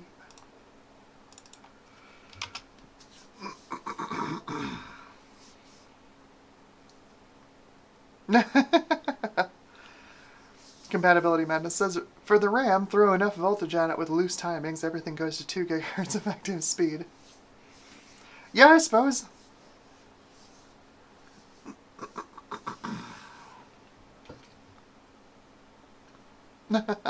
Francois says, just saying hi before sleep. Hello, and thank you. I'm a big fan of the new layout.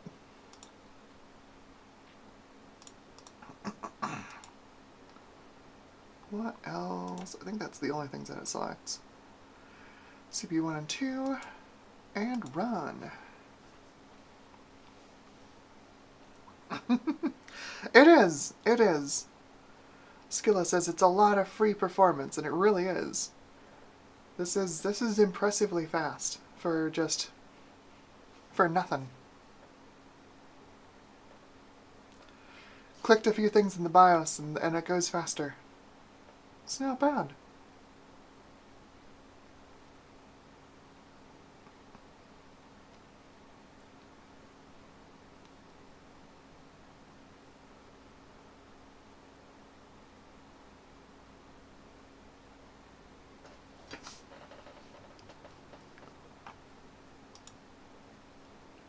There we go.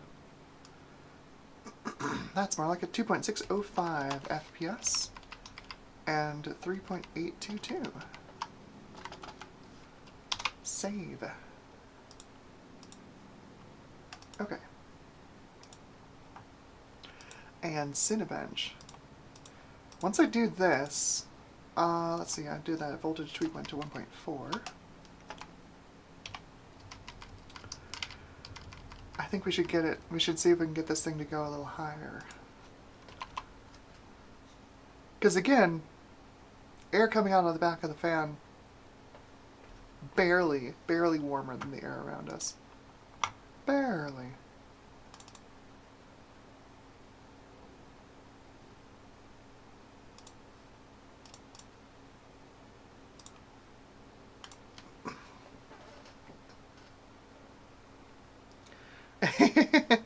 Skilla says the VB icons are also a nice touch.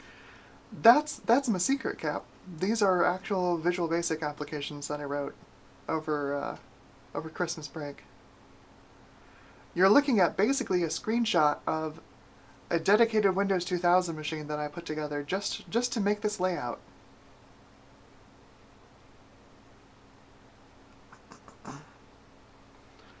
Timo says, before the 4790K, I did not OC any of my CPUs. See, I'm the other way around. Like, I overclocked the snot out of my Socket 370 Celeron that I had on a socket plugged into my slot 1 motherboard. I took that from 667 to 950, and then my Socket A Athlon, I had one of the Barton mobile chips running at stock like 1.8 gigahertz, and I just put it up to 2.4 on air. Hardly batted an eye. The thing ran stable for years. And then after that, like, I didn't overclock any of my systems. I basically have not overclocked anything since, like, Socket A. So I built... That's a healthy speed up. I built an Ivy Bridge system. Like I was saying earlier in the stream, I built an Ivy Bridge system, but I built it around, like, an i5 3570, non-K, on an H series board. So, like, I never overclocked it. Had I known, I wouldn't have even bothered. I would have just picked up a cheap 2600K and just called it a day. That is quite a nice healthy bump there. From 430 in Cinebench Multicore to 571. Not bad. Not bad at all. Save that. Now, let's see what we can get this thing to do. OC attempt 2. Question mark gigahertz.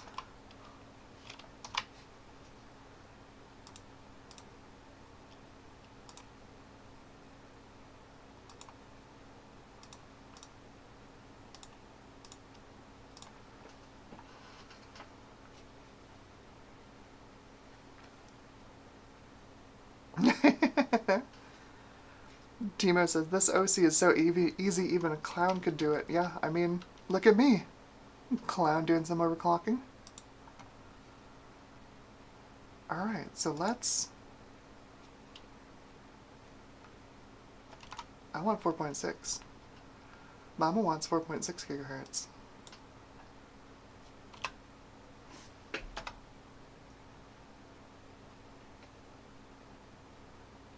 So we know with the sag that the highest voltage we were seeing, at least that I was seeing, was like 1.38. So if I want like a good solid 1.45 volts, I'm going to need to like ask for 1.5?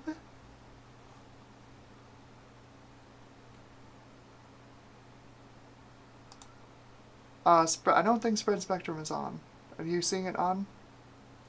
Compatibility Madness says disable spread spectrum. This is running defaults. I don't think that's on by default. Oh, it's set to auto. Alright, yeah, we'll turn that off. Thank you. So we'll ask for 1.5. I'm assuming we'll get 1.475. I should probably put this to like 1.47. 1.45 at least. Yeah, okay. Timo says 1.5 at least. And I think Compatibility Madness is saying if you increase the PCH voltage, it gets more stable. Currently at 1.059 volts. We push this up to 1.1. You think we'll fry the North Bridge?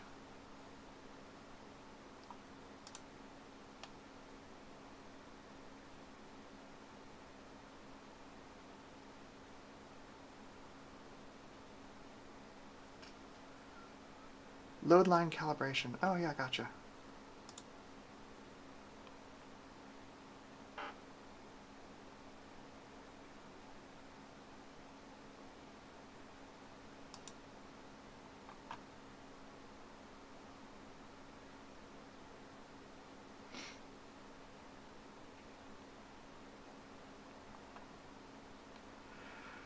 Okay, let's see what it does.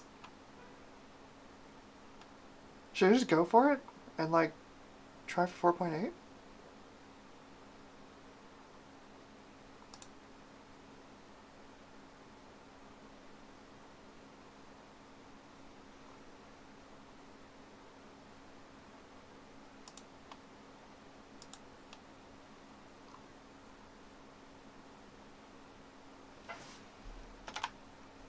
Go for it.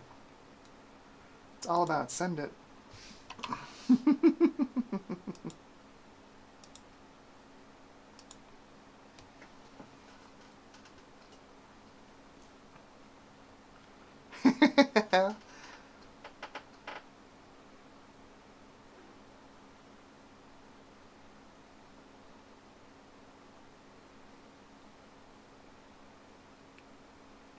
That's not coming back from boot. I don't think it likes 4.8. See if we can see what the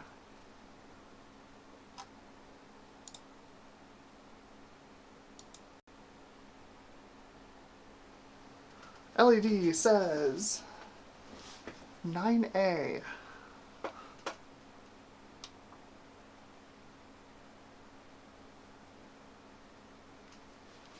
It's the reset switch, right? Yes.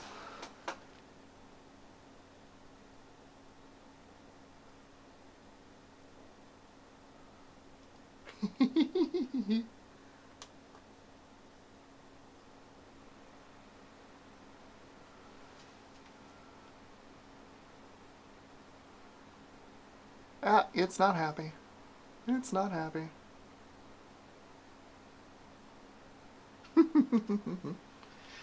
Ah.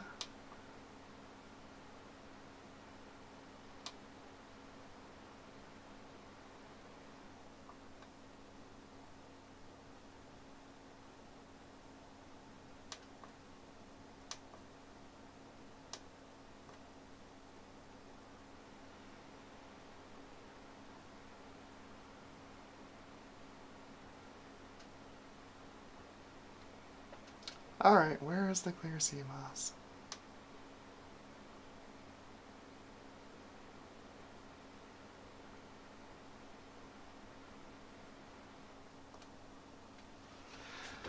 Oh, where is the clear sea moss on this board? I should have checked that out before I started doing this.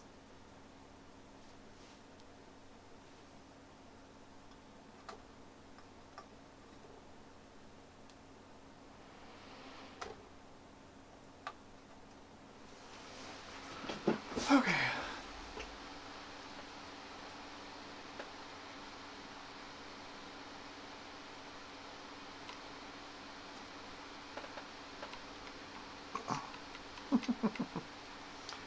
Let's switch back to the capture card. Of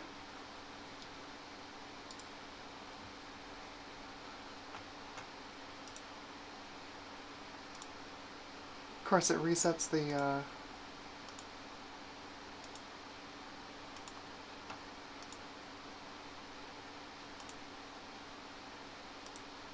fan. 4.6, spread spectrum off, speed step off.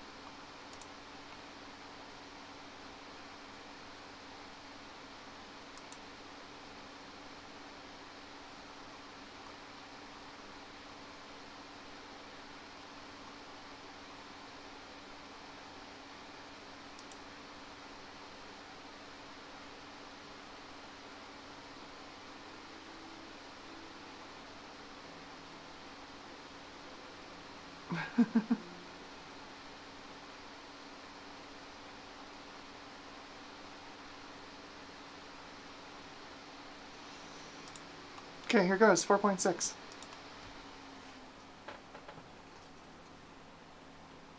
Hey!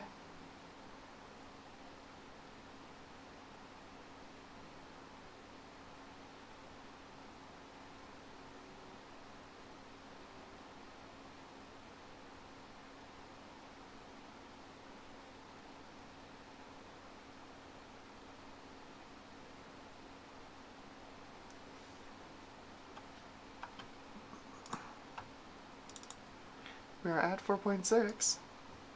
Let's see what we've got for actual voltage. I told it 1.49 volts. It is delivering 1.47. 1.464. That's not a lot of voltage. That's pretty good sag.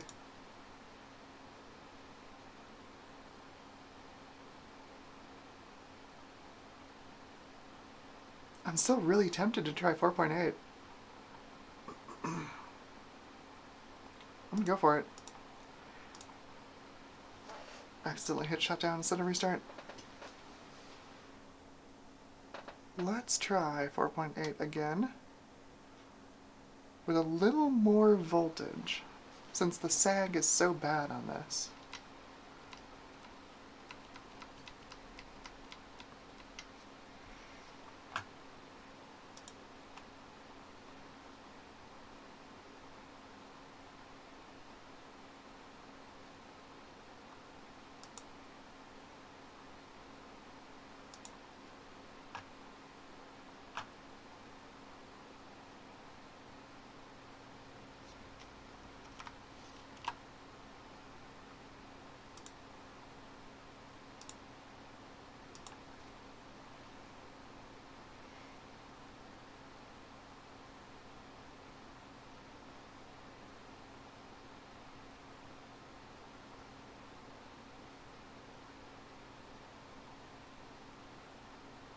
Yeah, now she doesn't want to do 4.8. She super doesn't want to do 4.8. Same thing, 9A. Bummer!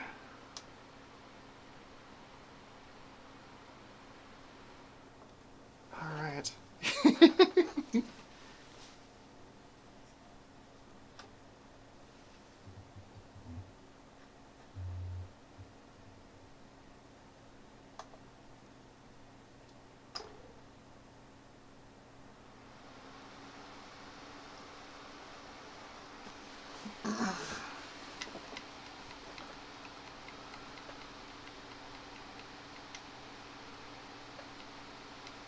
That's a thought, 4.7.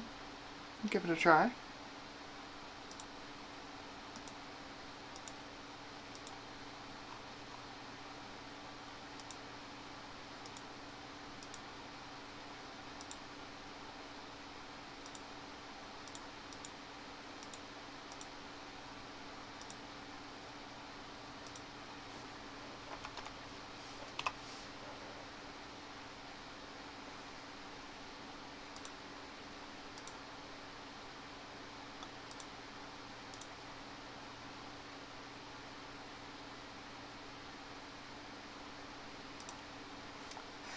The BIOS default is 1.24 volts for 4.8.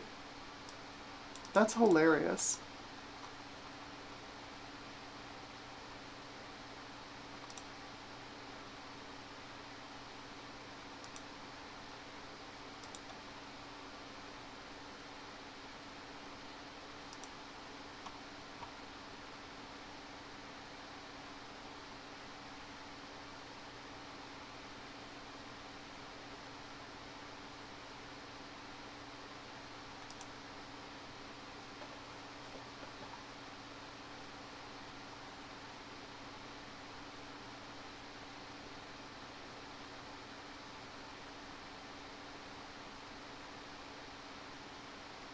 Okay, 4.7 with the previous settings, basically. Let's see if that'll do it.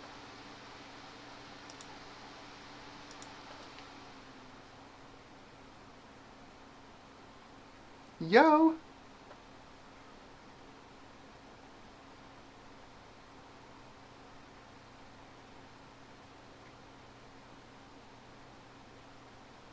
No way! No way!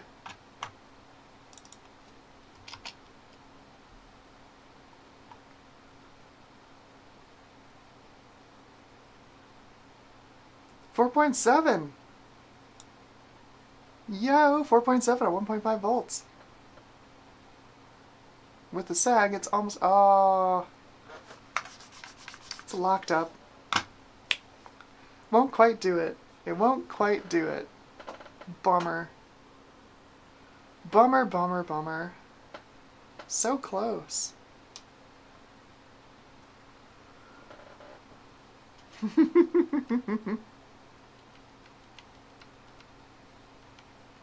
Yes, that BIOS does allow 1.6 volts. Turn up the voltage.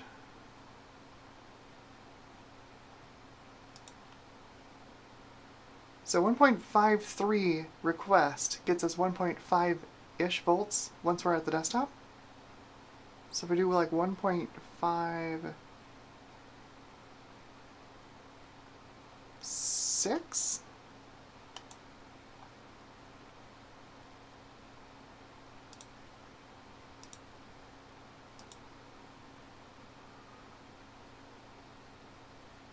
Compatibility Madness says increase LLC to make it sag less.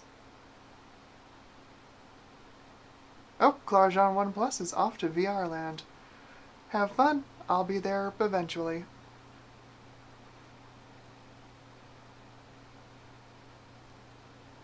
Oh, the load line calibration, right. I thought you were like, last level cache? I can't touch the last level cache on this. Gotcha. Load line. Yeah, we could do level 2 load line instead of level 3. So that gets us 1.53, 1.52. Still locks up though.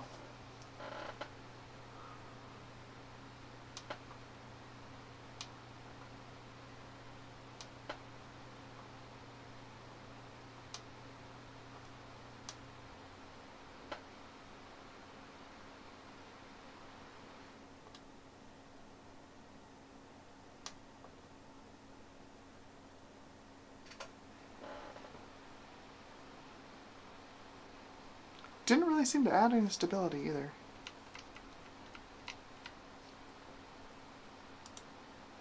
I guess we can keep shooting for more voltage. Load line calibration up to level 2.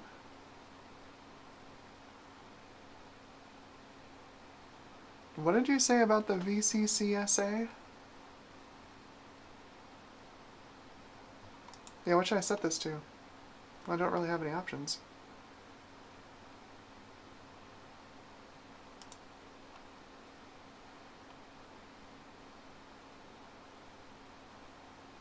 Yeah, I have no idea what these things are. I've increased the PCH voltage. I'm sending more voltage to VCCSA, I don't know what that is. Let's give it a little more juice on the core.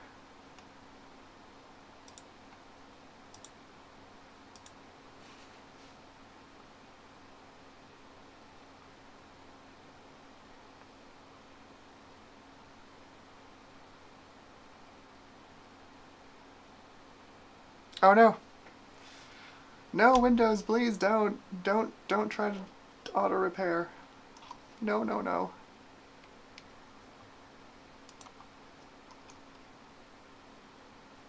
Just boot normally, you stupid operating system.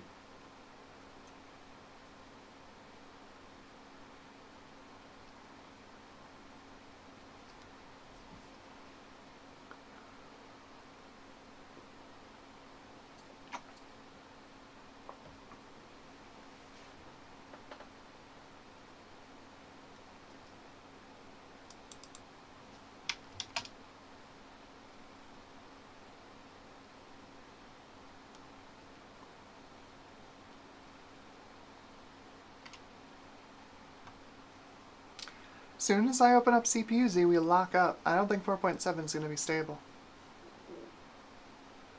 4.6 though, I think we can get away with.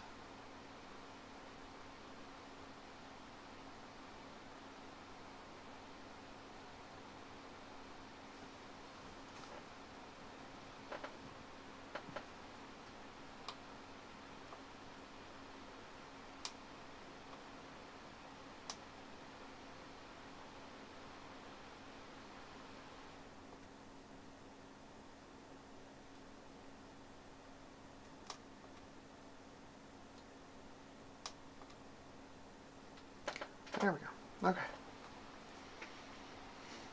We can probably get away with 4.6.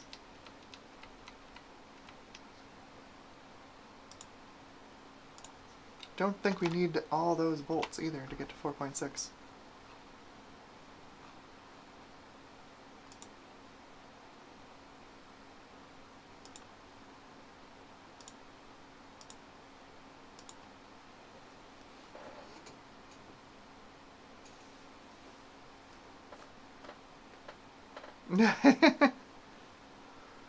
It's true, you never really know. Compatibility Madness says this CPU could have been pushed past its limits back in the day, i.e. it is degraded.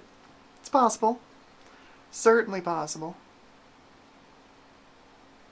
It seems like it's pretty okay. Like, not every Sandy Bridge is going to be a golden sample. But 4.6? If we can get this to be stable. 4.6 ain't bad, I think. Right? It's not locked up yet.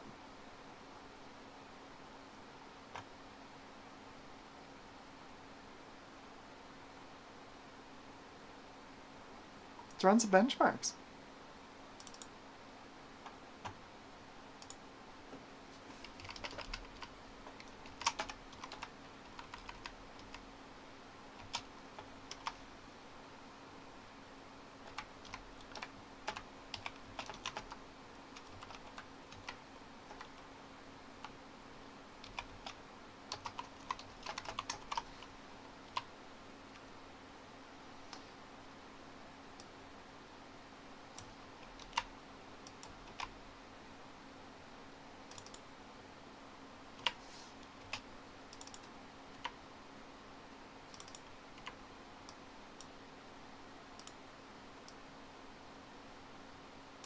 I'm not exactly expecting a huge uplift from our 4.4 gigahertz results, but it'll be nice to see.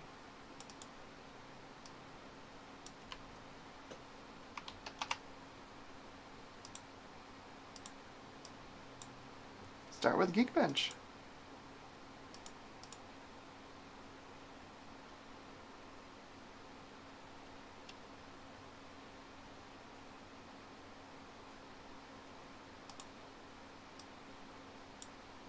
Yeah, I feel like 4.6 is not bad.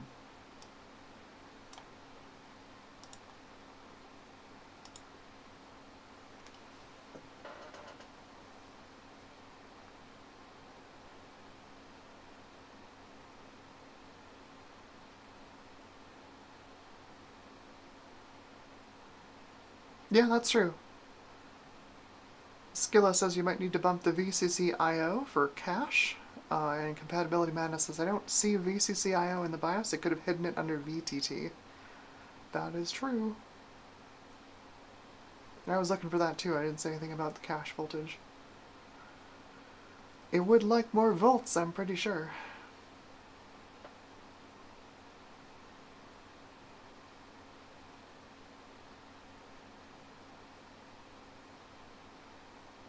Although, so far...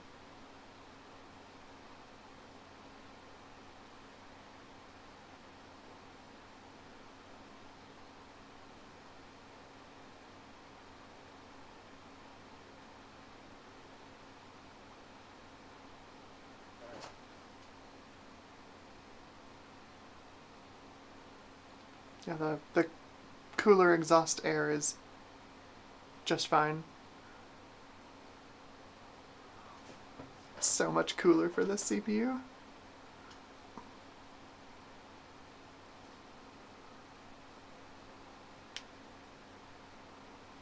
Oh yeah, Skilla says I usually try it in software first instead of BIOS nowadays. Like throttle stop, yeah, that makes sense.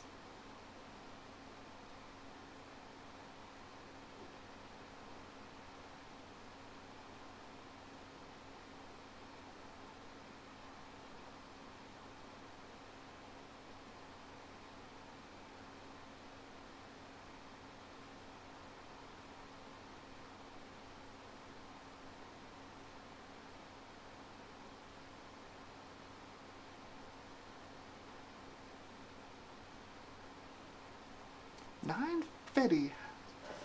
Nice.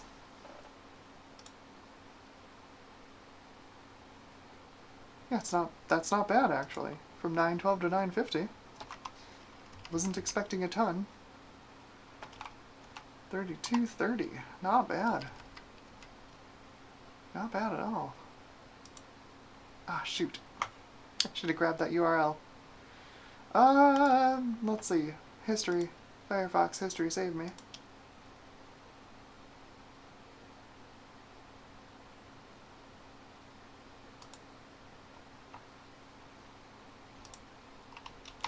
Oh, it didn't save my last URL either.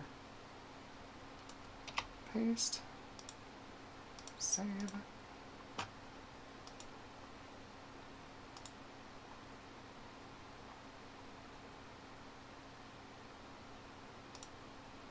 There we go. That's the 181.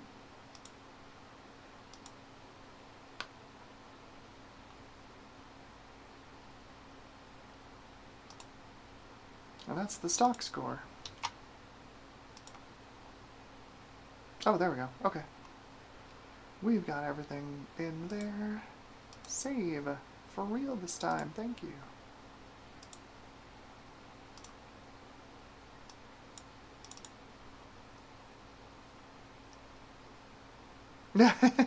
Yeah, skill SSV core is probably too high.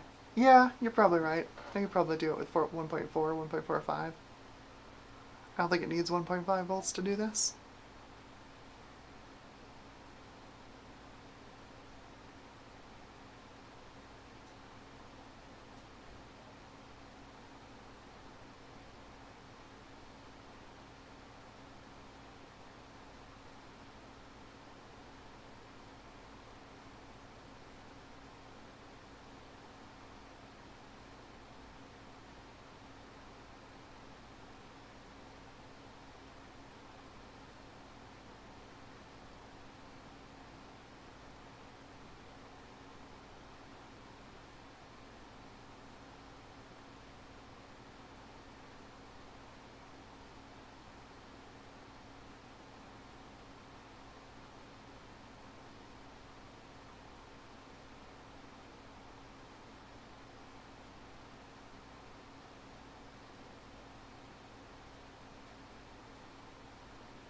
There we go. 603. Nice. Broke 600. Type that in there correctly. 603. There we go. Nice.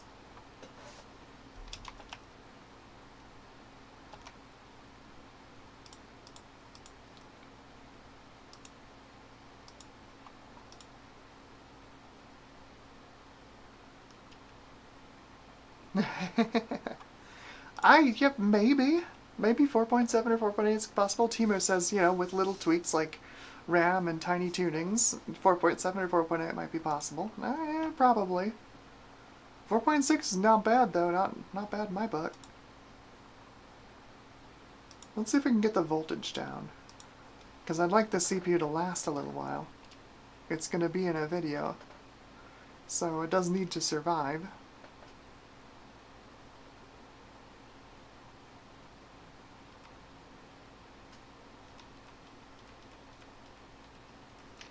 Let's see if we can get it down to 1.45 first. At 4.6. So 1.53 gives us almost exactly 1.5. So I'm going to try 1.48 and see if that gives me 1.45. And see if it's stable and it boots. Johnny Chang! Hello, welcome to the stream. Johnny asks, do the K-series CPUs take well to FSB overclocking?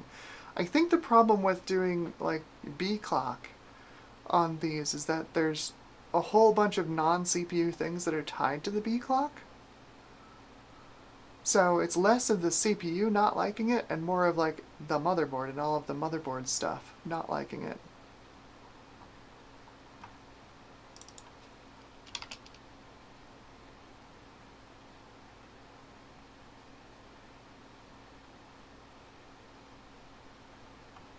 There we go, 1.456 volts. See if it'll do Geekbench. If it's still stable at 1.5 or 1.45, I'll just leave it there.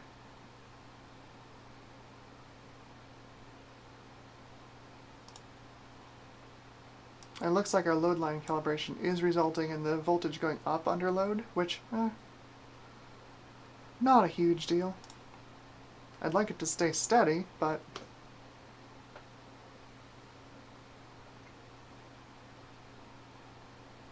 I'll take a slight increase in voltage under load, if it means it's more stable.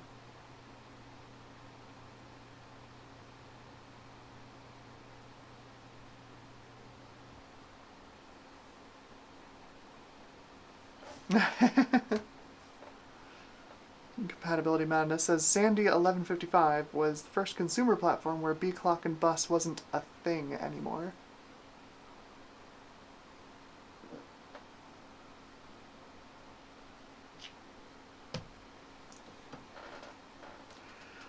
Johnny asks, I thought it was that K-series processors were binned to take better OC stress. No. The K-series SKUs are simply allowed to overclock. That was Intel's, gift to the overclocking community. Here, have an expensive processor that you can overclock. I don't think there was any specific binning on them, other than, like, do they hit their advertised speeds and their advertised voltages?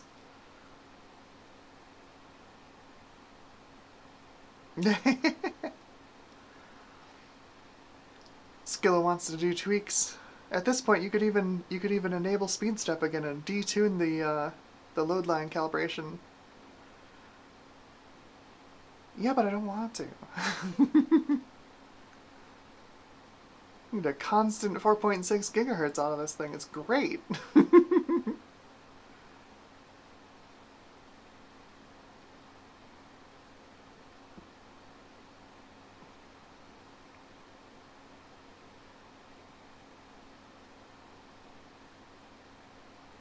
That's true. Tima says K was unlocked cores. You could always try. You'd always try your luck overclocking the base clock, the front side bus, the B clock on a non-K CPU. But again, that comes with all the other issues with overclocking B clock on these platforms. Oh, now it's 942. I'm gonna lower score this time, but it is still stable, so I'll take that. Let's run some 3D Mark.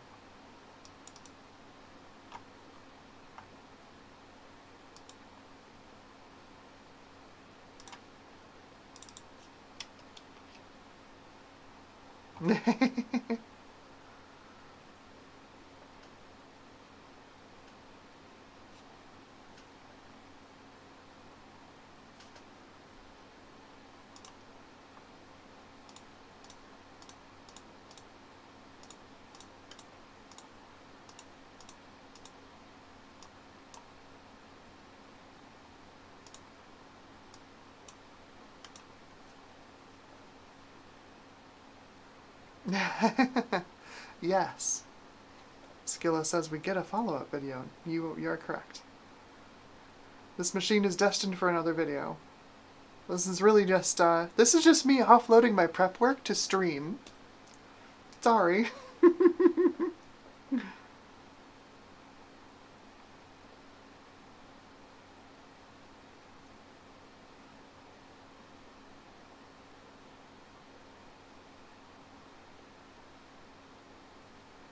I'm kind of glad I did it though, cause like this is pretty entertaining. It's been a fun little journey here to get to 4.6.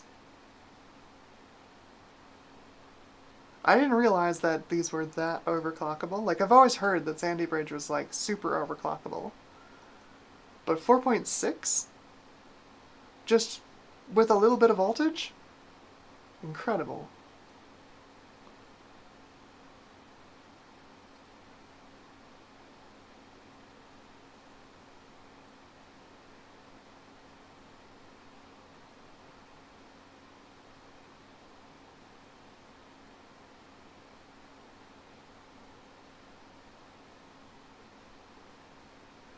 I think our GPU usage numbers are correct.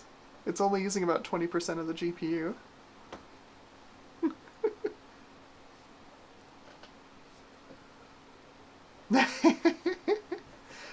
Skilla says, so this chat is a chat GPT alternative this morning. Yeah, it's a non-artificial intelligence in this chat. Y'all some smart cookies.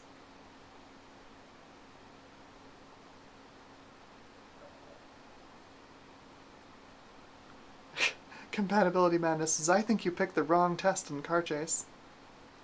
I mean, what do you want? This is the third time I've done Car Chase. You don't get to choose whether you do low or high, it just does both of them.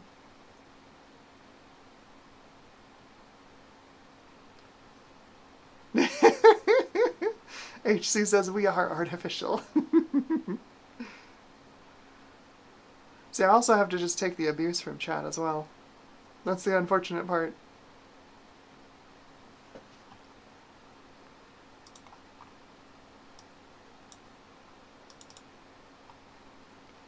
Not bad, not bad. 749 FPS in Car Chase. Jeez. 749.5. And Lobby 747.7.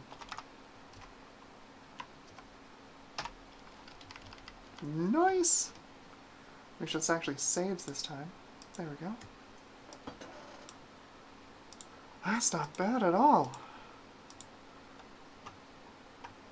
You can't select it. You can't select high or low. It does both of them. It runs them both. Previous ones were not always low. It runs them both. You just pick which one you want, it runs them both.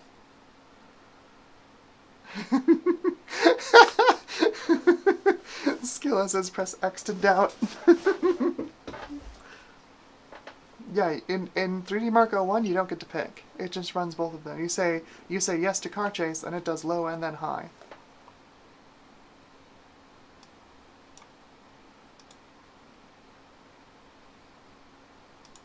Off, off, off, off. Just want CPU tests. There we go. He says okay like he doesn't believe me. Rewind in the stream. I've done this 3 times.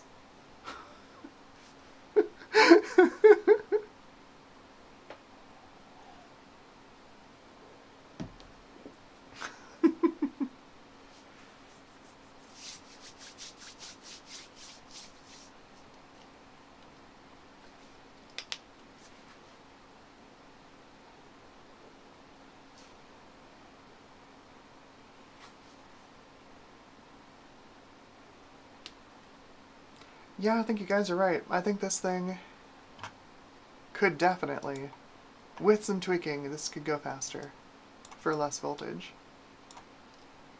It seems quite stable at 4.6 and 1.45. And maybe I'll do that? I don't know. Maybe we'll revisit it after I publish that video. I just need it to run stable for the video, and then we can screw around with it.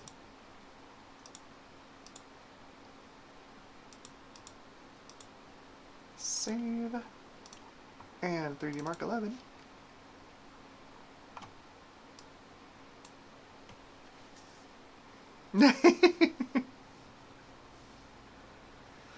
Demo says this is not the test you're looking for. Alright, this one remembers what I select, so we can just do physics and combine test. Prime 95, that's the one. Or no, it was Super Pi we were talking about before. Super Pi. Is Prime 95 an accurate test to prove a successful OC? I think so. So the issue, from what I understand, is that Intel CPUs, but maybe AMD CPUs too, will run different voltage levels, but depending on whether you're doing regular floating point or you're doing AVX. That was my understanding, is that running like Super Pi or Prime 95 you had the option to like run it in AVX. And then you could see if your overclock was stable, like when also loading the CPU with AVX instructions.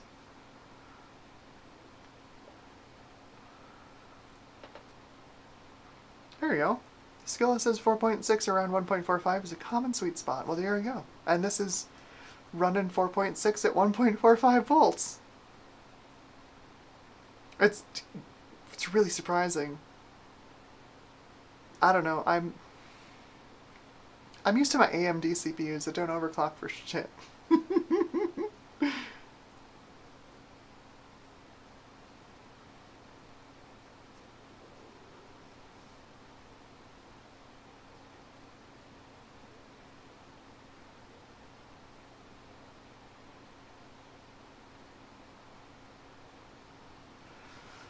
Here we go. Details. Details.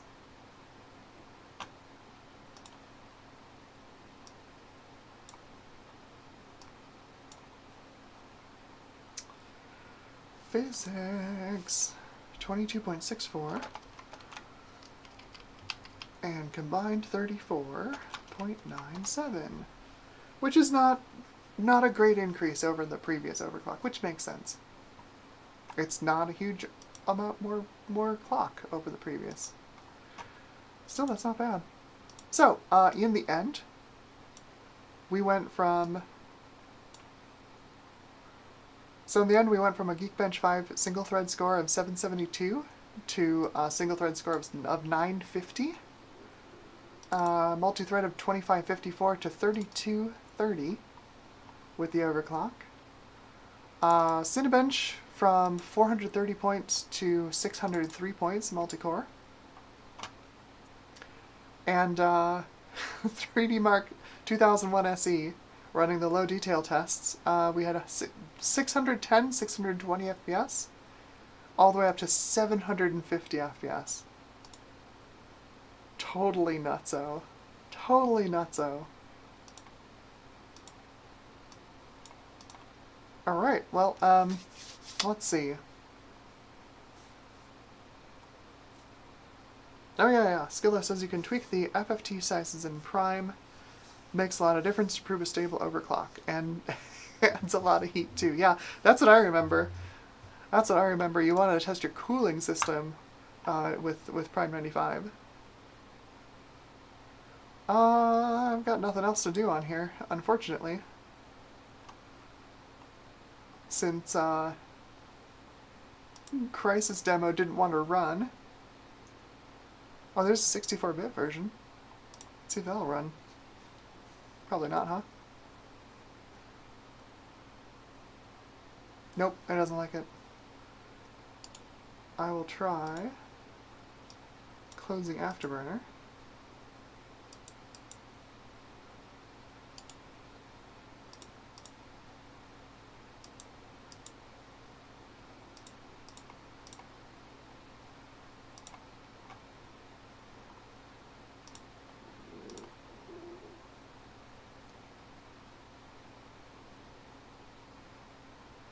Nope. It might, you know what it might? It might not like the display scaling. Turn off scaling really quickly. Suddenly everything's unreachable. Let's do...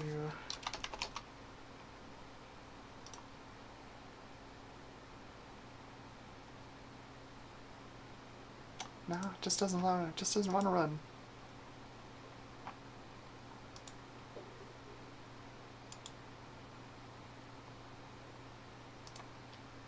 One last Hail Mary. Run as administrator.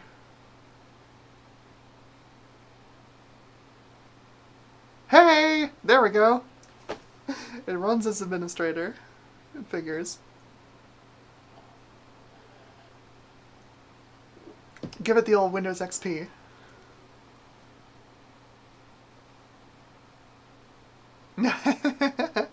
Skilla says, give the CPU a pat on the back. It handled all the abuse well. It really did. It's a good show. This CPU is actually a donation to the channel from Ron's computer videos. He sent over a whole pack of old Sandy Bridge CPUs. This one, and then 2 non-overclockable 2600s. So yeah, thanks to Ron. It's a good copy of the CPU.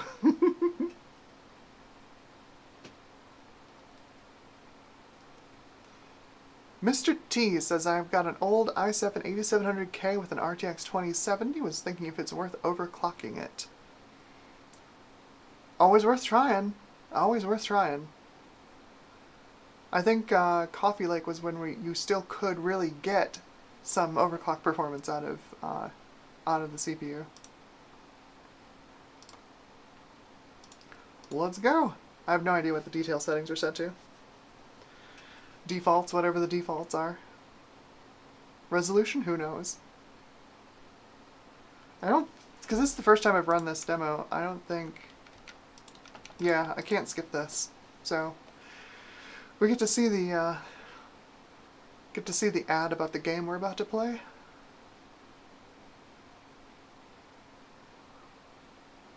I have some opinions, some capital O opinions about Crisis.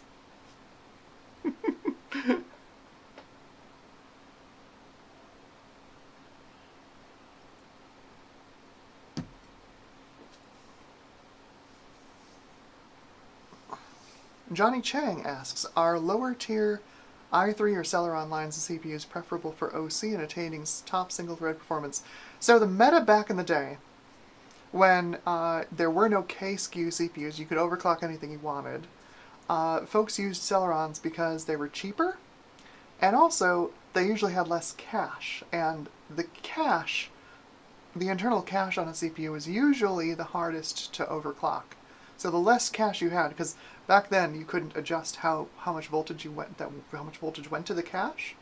You know, it was all core voltage ran everything. You up the core voltage, it ups the cache voltage as well. So the only control you had over it was if you bought the full-fledged CPU like a Pentium 3, or you got the Celeron version that had half the level 2 cache. And fewer transistors just means you have less risk in overclocking, but also SRAM cache just doesn't overclock that well.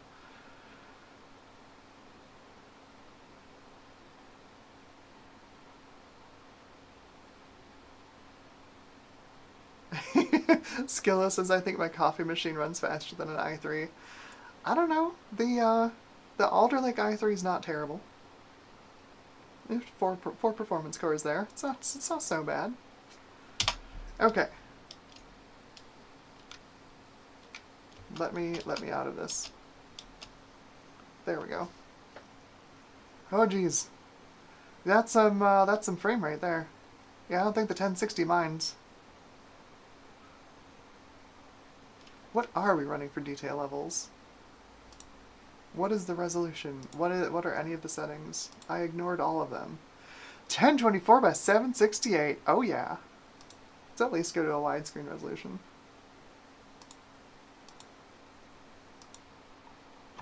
Well, at least go widescreen. High details. Nice. Oh, we still got plenty of speed here. Let's turn the resolution up more. I don't have to restart anything to change resolution, so let's do it. 1600 by 900 is the maximum I can set in here, so let's do that.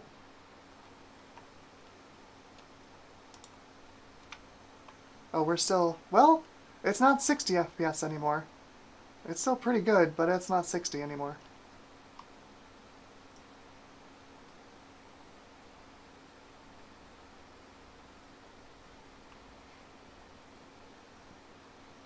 Oh, maybe it is 60. I just desynced. Nope, HC's heading off. Have a good one, HC. Good to see you here. We're just about done. I just want to see what we can get out of the Crisis on this thing.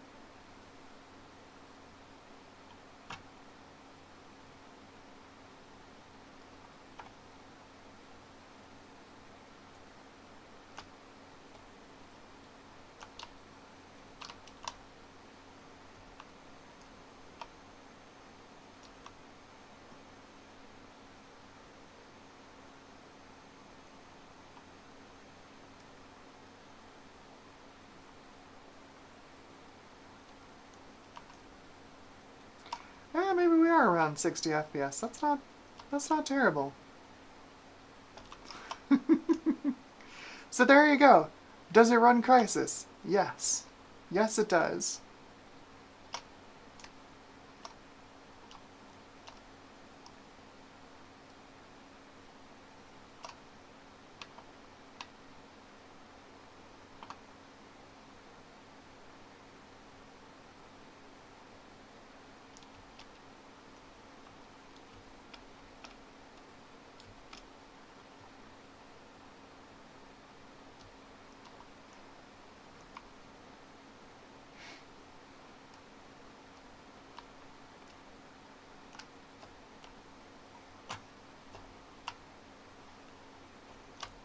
Pick up a washing machine. The incredible new first-person shooter Crisis.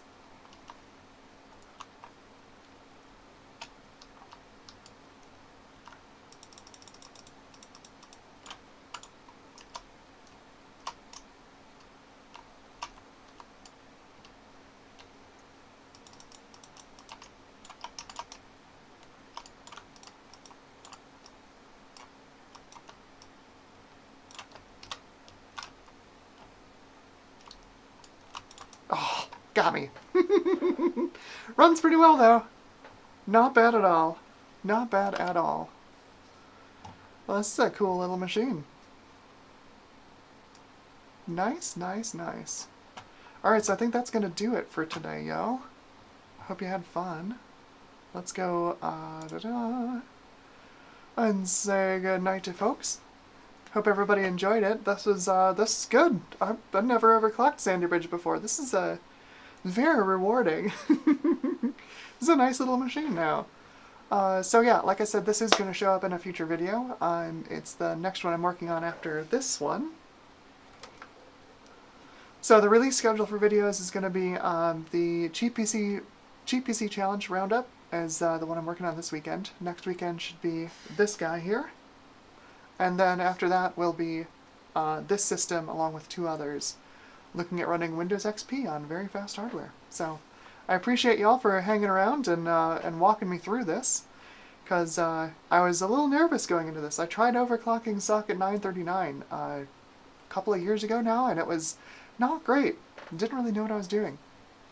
This was a breeze. Absolute breeze. So I hope everybody had a good night. Thanks for coming to the stream. I really appreciate it. And if you do the YouTube things down there, like, maybe subscribe. I really appreciate it. I will talk to you all later, and may the PC parts be ever in your favor.